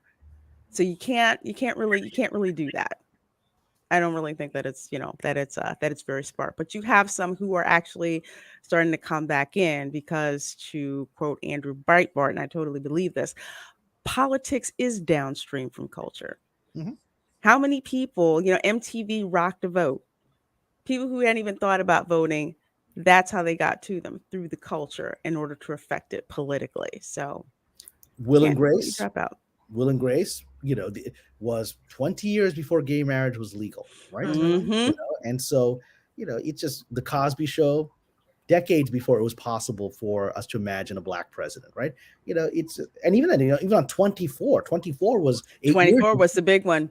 first one that had a black president on television, right? And those were conservative writers for the most part, right? They were those guys who created 24 were not leftists, and they had a conservative they had a liberal black president. And that in many ways opened us up psychologically to the imagination of Barack Obama, whatever one thinks of him, because I think his legacy will be complex in history. I think there's a lot to look there. But with all that said, thank you for coming back, Nina. I was about to take off. I wanted to wait for you to come, so here we go. Yeah, Bruce, and that one. My mom's not here, so I still won't answer your first question. So I will leave certain things. I believe a gentleman does not speak of certain things. I think that you already answered the question with the 90% and the 10%. So but it's okay. Yeah, but it's okay. This last well, how does that old saying goes? Half the people whack off in the shower, the other half sing because they already did it before they got in there. I've never heard that. I've never heard I've that. never heard that. But I just made that up. That's why. Oh, okay. I took an old saying. He's like Confucius. He's the Confucius of the YouTube. I like it. Well, this last something like half the people do in the shower, the other half lie about it, or something like that. Yeah. So last one, then I got to take off. Last one here. T. Neal for $5. Thank you so much, my dear. To Coleman's point, the best targets are the ones who think they can't be touched. It's the Death Star. The Empire does not consider a one-man fighter to be any threat to this, right? Yeah, it's the hubris, and it's like the too big to fail mentality that usually is the downfall of every empire. See, and the last thing I'll say before I go is the one glory of my 20 years of getting my ass kicked in this town, because eventually when it turns around and I have great absolute power like the emperor, right? Absolute power. I'll be fully aware that that's shifting sands. Just like Palpatine says, the first rule of power is that those who have it are afraid of losing it, right? And I'm like, I already had my ass kicked for 20 years, so I know how this town works. People like Whedon, who had their ass kissed for 20 years, don't understand how this town works, and they don't understand when the situations change. I'm like, you're at the top. I'm like, I'm waiting for the other shoe. Who's going to try to knock me down? Because he tried to knock me down when I was at the bottom. So, why wouldn't they try to knock me down when I'm at the top, right? You got to be ready. Ladies, thank you as well, Tom. Thank you for your hospitality and having me here. You got an incredible show. Thank you for coming in, man. Yeah, thanks for joining us. Always nice to see you, Kamran. Yes. So it's all good. The 355 Hot Chicks with Guns. I liked it, and we'll all talk. All right. Still reading your script, dude. It's all good. So no pressure. Our has it too. Our has it. Yeah. All right, we'll talk about it. God bless. Take care. Bye-bye. All right, so let's get back to the super chats in order then. We're at Shinobi No Bueno. Yeah, I'll be for her. Yes, that is a very interesting picture, Shinobi No Bueno. Very. For your $5 super chat. Very interesting profile picture. Too many humans are under the false impression that we have evolved past biology, that we should be able to outthink millions of years of evolution. I do not disagree with any of that. Very, very insightful. Next. I don't know what's going on. It's okay. Takes time to scroll, man. God, scroll faster. Scrolling. And then I don't want to accidentally miss one on top of it. So like I kind of got to scroll with like finesse. I appreciate you scrolling. Scroll with finesse. There you go. Oh, Hillis Valerie for 2. Thank you so much, Hillis. It says, who names herself Zipper? She must be really fast. We hope it's a she, because if it's a guy, that's not a good thing. No. It means he can't keep it in his pants, probably. Or he's too fast when he's doing it. Maybe that's who's jerking off in front of her. Yes, it's Zipper. It's all blame Zipper. Let's see. We have Adam Wofford for $10. Thank you so much, my dear. No man or woman would want her teeth near their parts. Too scared they might receive a scar. My girlfriend is bi and have dated girl back in college. She told me not with paper bag with the light off. What the fuck? I'm a little Okay. lost. Okay. What? Okay. I have no comment. Wow. Thank you for that. Thanks for the $10. Whole new version of double banger, I guess. Double bagger. Double bagger? Ironcaster. Two bagger, right? Yeah. Same thing. Same Yeah, deal. Want two a double bagger, bag. double bagger. Yeah. Yeah. Ironcaster for a $5 super chat. Thank you so Ooh. much, Ironcaster. That guy on the left has a 1.2 million subscription channel. Ooh. The completionist. Really? He looked like he was looking for the eject button that whole time. And I agree. He could not wait to run the hell out of there. They both were. It's Yes. crazy. Wait. His name is the completionist, which is clearly a double entendre. Let's be real here. It's very true. Let's Is somebody looking see. him up? Because now I'm like, I curious. am, yeah. Gerard the completionist. What kind of channel does he have? Is it like pop culture stuff? Let's I would see, assume see from the name it's a play gaming. on video. What? Dating? Yeah, no, gaming. I was gonna say gaming, yeah, because Gerard? you complete Yeah. the game plus the Completionist whole Khalil double doesn't entendre, simply yeah. beat games, he completes them. See, yeah. Like Oh. Fallout 100%. 3. Let's No see. stone is left unturned until the Yes. viewing audience knows the value of any game that Gerard has seen all the way to the end and even far beyond that. I guess he does all the challenges and gets all the things in it. Through his cultivated skills as both a theater and film major, he produces premium content on cherished classics or brand new video games. He totally wrote that. Excuse me, Oh. Troy. The Thank you Torrance. so much, Troy, for Hey, the Troy. $5. Hello. He says, wait, I'm confused. Does the lesbian girl want me to bop to her or not? I don't know She's how to confused. answer you on that, Troy. I really don't, because I'm not sure which answer will or won't get me canceled. Look, most women say no, but they actually mean yes.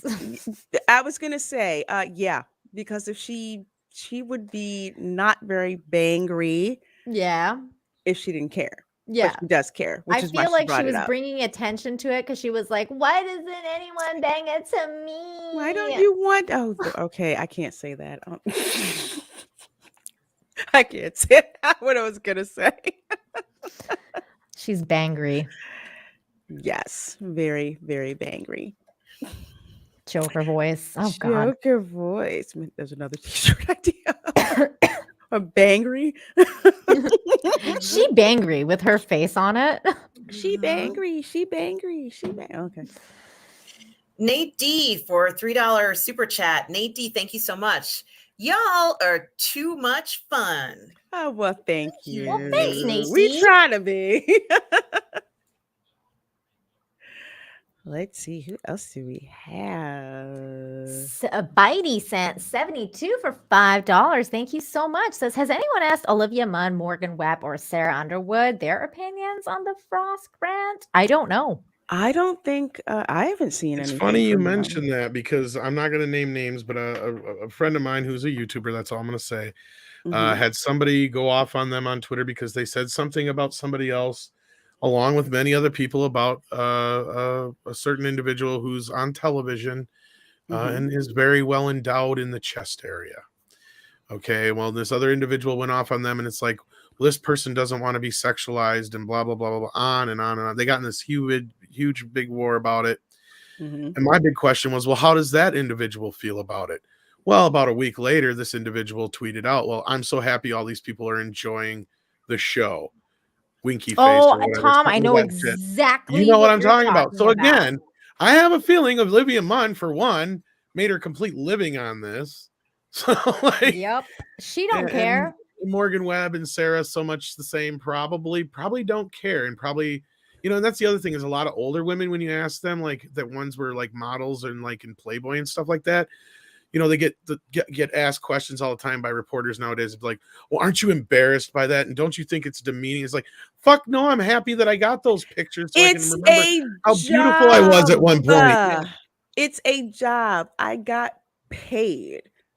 Well, there's You that, know? and then the other side of it is they're like, I'm just glad I have that moment in time, still captured because I wish I looked that good still, like they'll say and stuff like that. So it's like, Yeah, most of those women do think like that. That's why they do like a lot of like artsy fartsy, like nude pics and stuff like that, because they want to remember the Dolly glory Parton was days. another one. I think I said something similar to that too. Oh yeah. Is it my turn? I believe remember. so. Jesus Savila, thank you so much for the $5. Says, rest assured, while looking at Frost, my hands are on the desk. Hashtag free zipper. Free zipper. And Makini draws for $2. We have a super sticker. Do we know what type of sticker it is? Sadly, I didn't get to see what it For was. I'm this sorry. amazing artist. Thank Sorry you about so that, but much, yeah. Makini. Thank you, Makini. Let's see. This one's for you. Yes.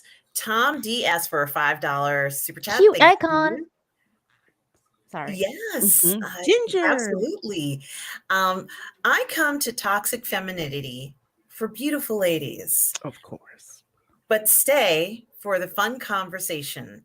It's a 2-for-1 deal. Aw. Absolutely. That's lovely. Absolutely. And then Thank you. Daryl for $10. Thank you so much, Daryl Brewer. Says, evening, Lorena, Nina, and Kamran and Tom. Tom, check your Gmail. I did. And this man is an Ubermensch. He is going to prove to me the existence of a PS5. Oh, what? Okay. So we will see if this actually does exist. And Daryl Brewer will be the man who brought it to you. Nice. So thank you for that, Daryl. I appreciate that. And we're working on that in the background. So yeah.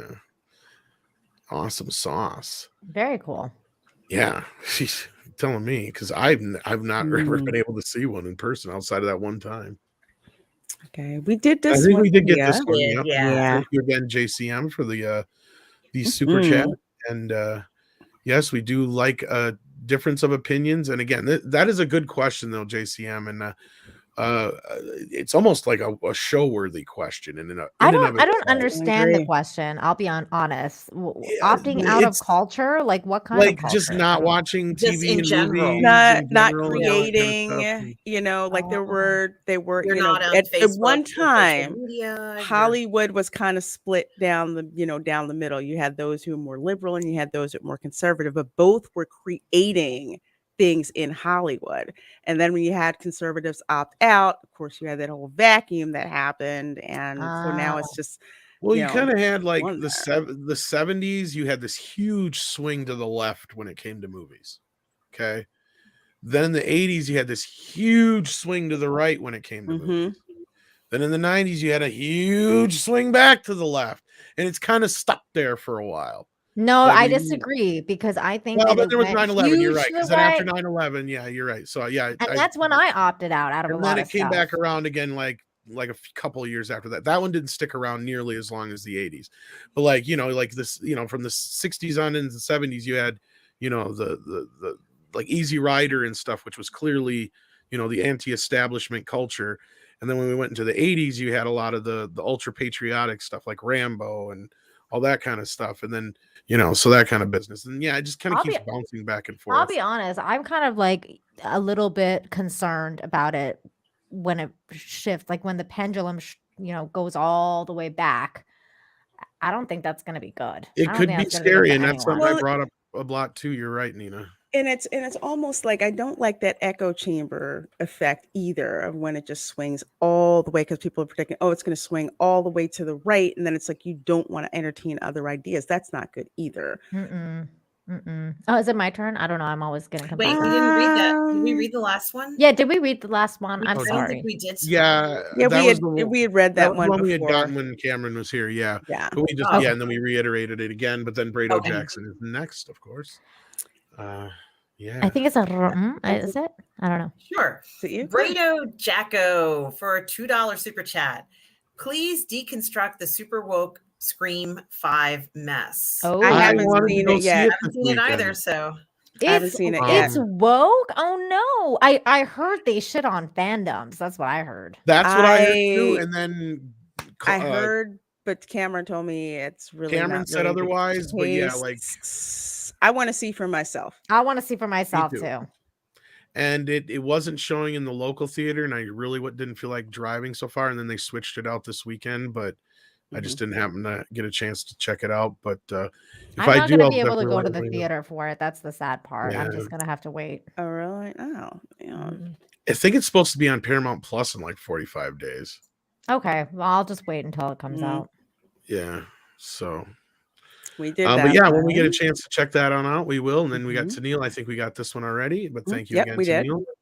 And we then got Franchise Defenders for $5. Thank you so much. Says I think those two directors are also slated for think you're Beverly right. Hills Cop 4. I'm worried you are about that correct. one.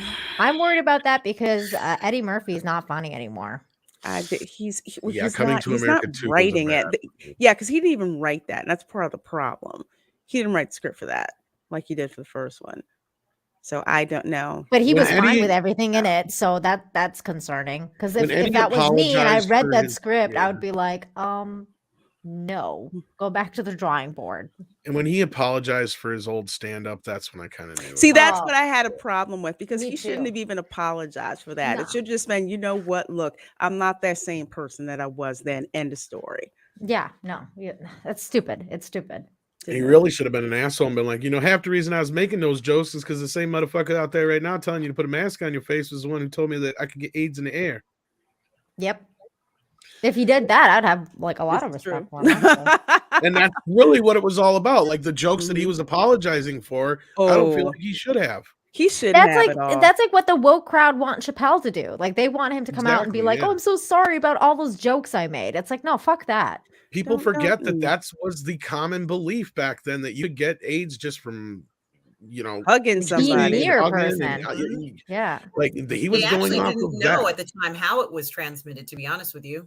Mm-hmm. Yes, yeah, you're right. Not until It wasn't I mean, until much they later, discovered how it was transmitted that Right. we definitively knew. That's why people were so scared for so long. We read this one, Tom. Yeah, we did. Yeah, This we got this one. So thank you again to Neil. Mhm.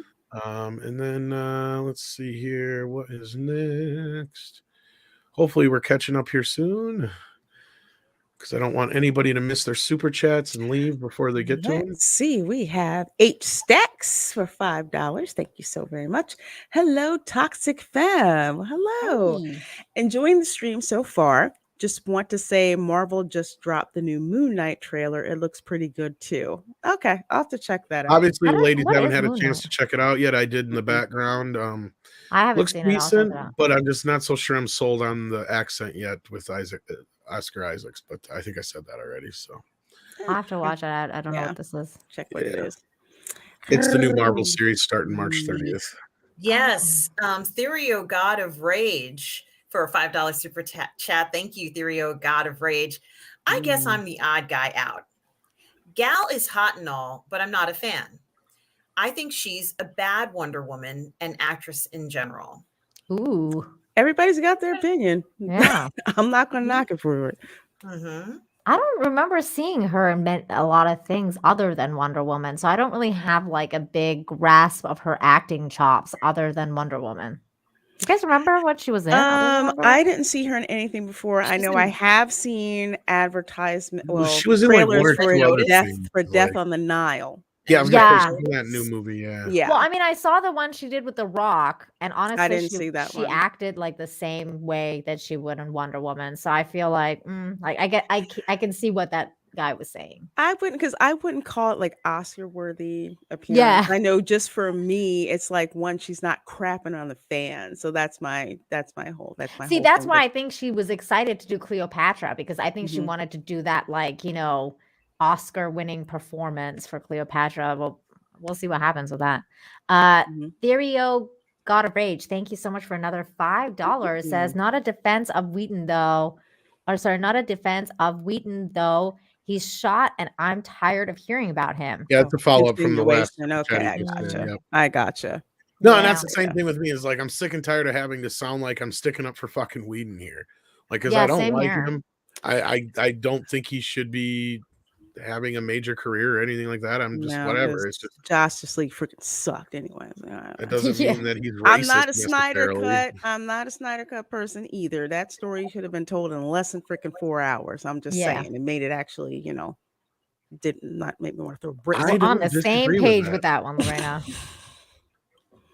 Let's see, Mr. Tickle Trunks for 10 Canadian dollars. Thank you so much, my dear. Such an awesome wrench. Midnight Surge in the Morning hit 200 episodes today, and now you are all breaking Toxic Femme viewership records every week. Crushing it, ladies. Thank you. And You're hey, not wrong. Tom. Hey, Tom. Hit the like button, everybody. This podcast is still skyrocketing. Aw. Thank you, Trunks. Mr. Tickle Trunks. Mr. Tickle Trunk, Appreciate you're that. awesome. Thank you. Yeah. We're Thank you getting for all the closer. We're support. getting closer here. Okay. And this okay. is this for I $5 know this one always super gets chat. everything. This is this Marvel Moon Knight trailer just dropped, just to let you know. I wish we Thank you could very react much. to it on here, but we can't because they like copyright strike. And well, maybe if we do it right at the end, but then Andre has to go through the whole point of like, it's not worth it. Yes, or you lose the chat, and it's like Patrick Mulligan, thank you so much for the toonie. Says yes, Tom. that is correct. Let me see if I got it here. I should have it saved. Okay.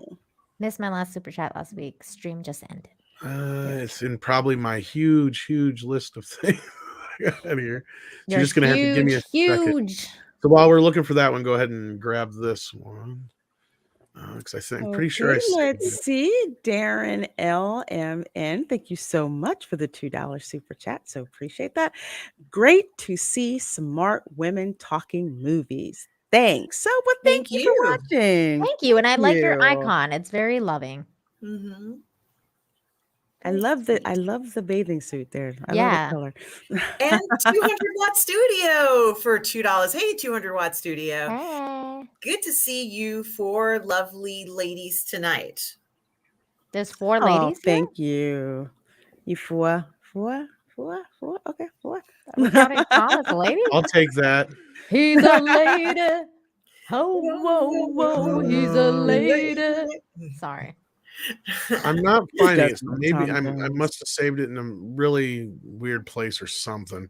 So if you can just repost what you said, Patrick, and we'll definitely grab what you said. Just you don't have to super chat. Just add us whatever it was you wanted to ask us, and we'll take care of that real quick.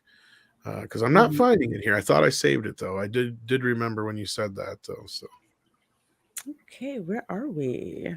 I think we're caught up otherwise. So just waiting to see what Patrick had to ask you guys that we missed out on Okay. last time. And that would have been from 2 weeks ago. That's why. Okay. Oh, So maybe I'm wow. not looking back far Wow, enough. yeah. It's quite a far back. That might be why I haven't found it yet. Let me keep looking here while we got one from Raymond Raymond just Hui. sent 10. Yeah, there we go. Oh, sorry, I don't know who it is. No, Is it I'll me? go ahead and do that. I think it's you. I don't know. Is it Raymond? Is it Hoey? Yeah, Hoy. Yeah, I've been saying it wrong. Yeah, it's Hoy. Yeah, I keep Raymond forgetting. Hoy for a $10 super chat. Thank you so much, Raymond Hoy. That's very generous.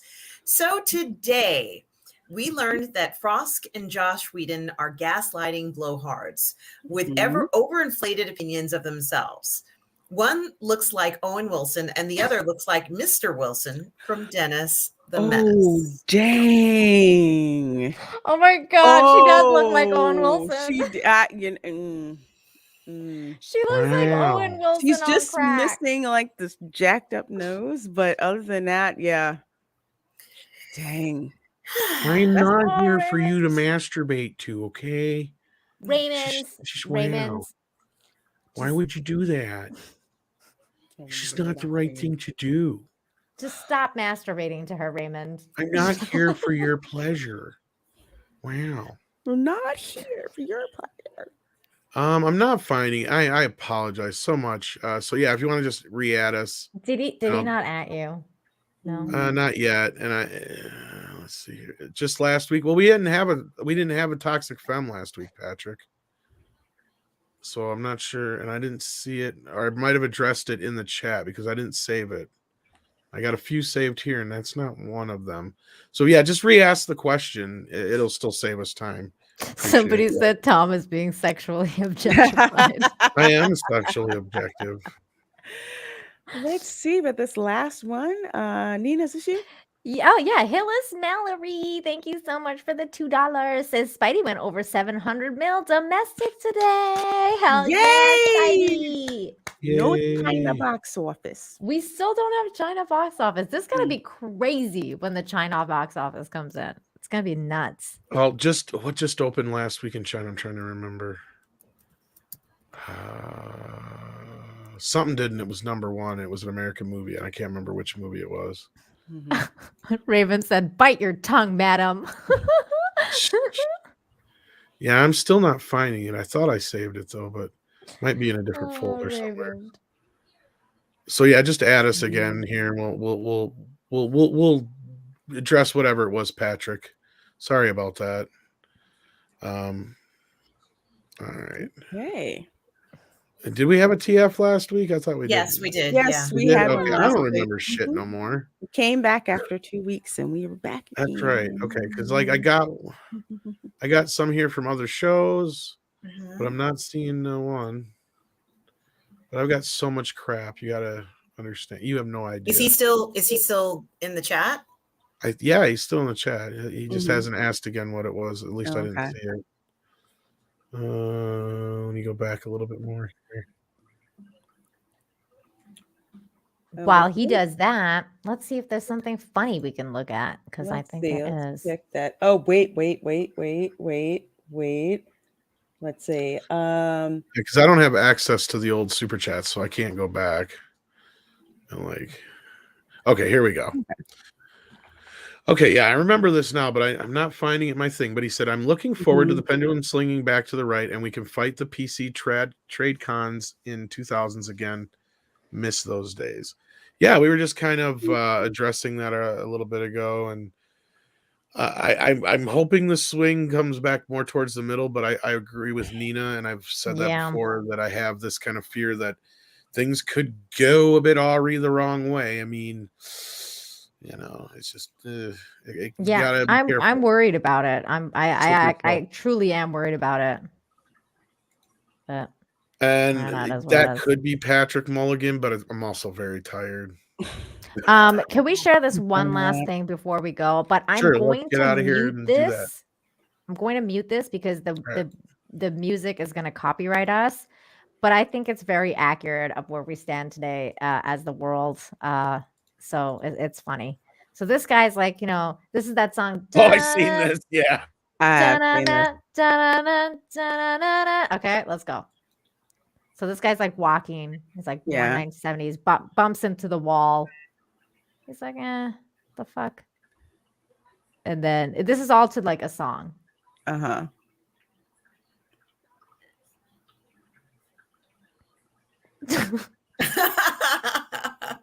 Oh, and then he takes a picture of himself on the ground and like hashtags it. Wall hater. So why is true. it there? Victim of the wall. There we go. That's it. And that's a wrap. Interesting. All right. Well, thank you so much, kids. We appreciate you being here. Let's go around the bend here and let everybody peddle their wares. Nina, anything coming up you want to plug? Yeah, you can find me on my channel, Nina Infinity. Thank you so much for having me tonight. As always, you can find me on my channel, usually on Wednesday nights, but Friday during the day at 2:45 Eastern is when I do my good news show. So if you're sick of clown world and crazy stuff, come and hang out with me for good news. Sundays, I do my streams for entertainment stuff. Tomorrow, though, you can find me on Gary's channel, Nerdrotic, for the real BBC. And thank you. Thank you again. Awesome. Yes, you can find me on my channel, Positive Fandom, on YouTube, as well as on Twitch, which is one word, Positive Fandom. But you can also find me on Monday nights here on Toxic Femininity, as well as on Thursday nights on the 1/6 Scale Man Network on Uncivilized Scoundrels at 9 p.m. Eastern. On Fridays during the day, sometimes you can find me on Midnight's Edge in the morning, 12 p.m. Eastern, and at 3 a.m. on Friday nights Eastern Standard Time, you can find me on Midnight Metal on the Burn Network. Awesome. I'm so glad you have a channel. And last but definitely not least, Lorena. Anything going on? Yeah, a couple things going on this week. So tomorrow at 5 p.m. Eastern, my monthly theme park geeks and divas stream is going to be happening, which I co-host with Culture Casino. We're going to be talking the arts festival at Epcot and the Figment popcorn bucket Which is crazy. behind you. Yes, I have Oh, one. yeah. I have one, and I got one for someone else who couldn't fly down here to get one. So I got one for them too. So we're going to be talking about that, talking about all the art at the festival. I'm going to be showing off some Star Wars art actually that I got from the festival. Nice. Original trilogy. I'm going to talk about how that is in relation to the sequel trilogy art that's there. And we're also going to be talking about Mardi Gras coming back Yeah, to Mardi Universal Gras. Studios Orlando. So that's going to happen in March. So we're going to talk about that on the show. Let's see, Wednesday at 8:30 p.m., the Dark Council will convene on Abu Nas's channel. So please do join all of us over there on that channel on that particular day. And of course, Friday at noon is the Lunch Table Show on my channel. We just hit like some pop culture topics, and we usually have a special guest from someone in our fellowship. And this week it is going to be the Bosco Scenario. Nice. And Saturday morning around 10 o'clock usually is going to be my theme park stream. Don't know exactly which theme park it's going to be, but we're going to have fun. So check out my channel. Make sure you have the notifications on so you know when I go live. And thanks to all of you for being here. I think we beat the Kevin Smith topic record. Did we viewers. really? I think we did. Woohoo! If we didn't, we got Well, really, you know what, really Lorena? close. It's because of sexism. Yeah. Yeah. Sexism and gaming. Be specific. Sexism and gaming. Woo! Seal clap.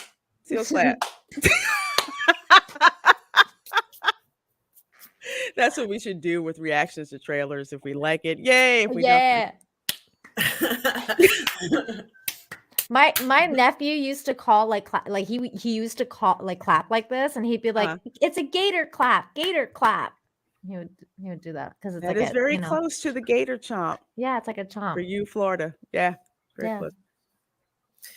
Wait, did we get that other Wait, super we chat? I read didn't that. read Oh, it. wait, we didn't get this one. I thought we must not have read this one. Maybe this is the one we missed on screen, but I know we brought it up on screen. But I thought we read it, and we must not have, but evidently not. Yes. Bird up for $5 super chat. Remember Galaxy Quest? Of course we do. Yeah. A big part of it was love towards fandoms. Yes. Compared to the way fandoms are treated now by Hollywood, things have changed. I love that scene where he's helping them and his mom is like, "You got to go put out the garbage." And he has to like stop what he's doing in the middle of like saving the galaxy. And she's like, "No, don't forget the recyclables." He's like, "Go back." Oh, Patrick Mulligan for 5. Thank you so much. Says Heart, the lovely Leanna. Well, we didn't take. I'm not a defender of his. I think he meant Joss Whedon.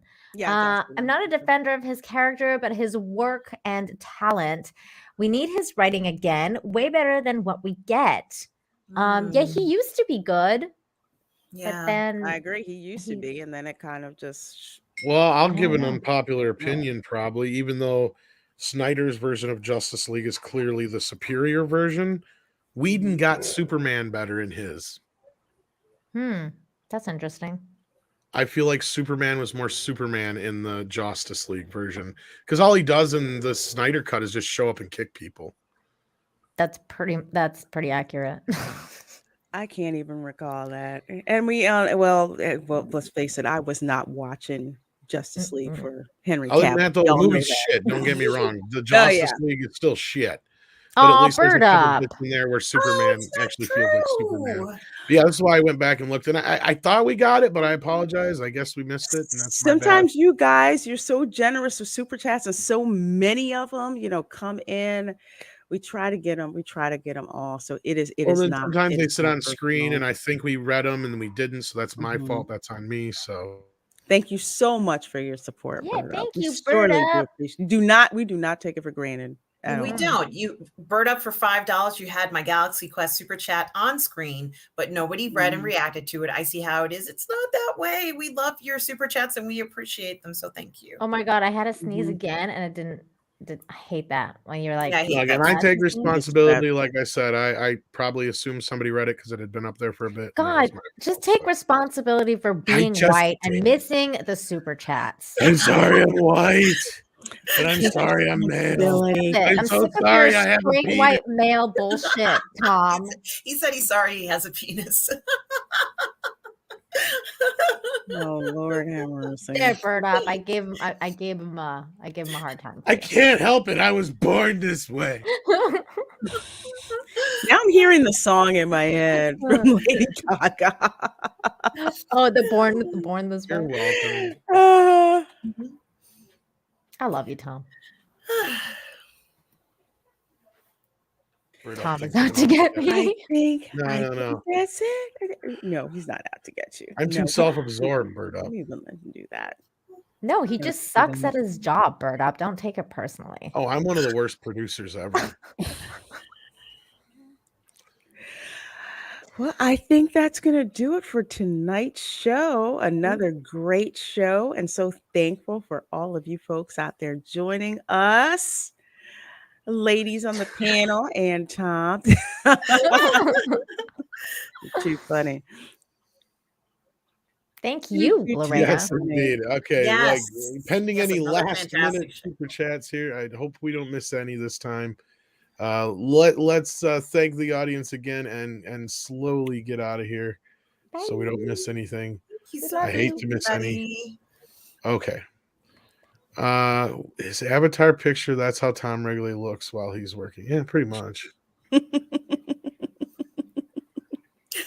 There he goes. There he is. There's that pretty face.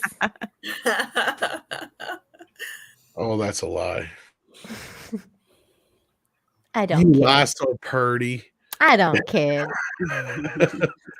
All right, kids, let's get the hell out of here. Thank you so Good much, night. everybody. Good night. Take care of yourselves and each other.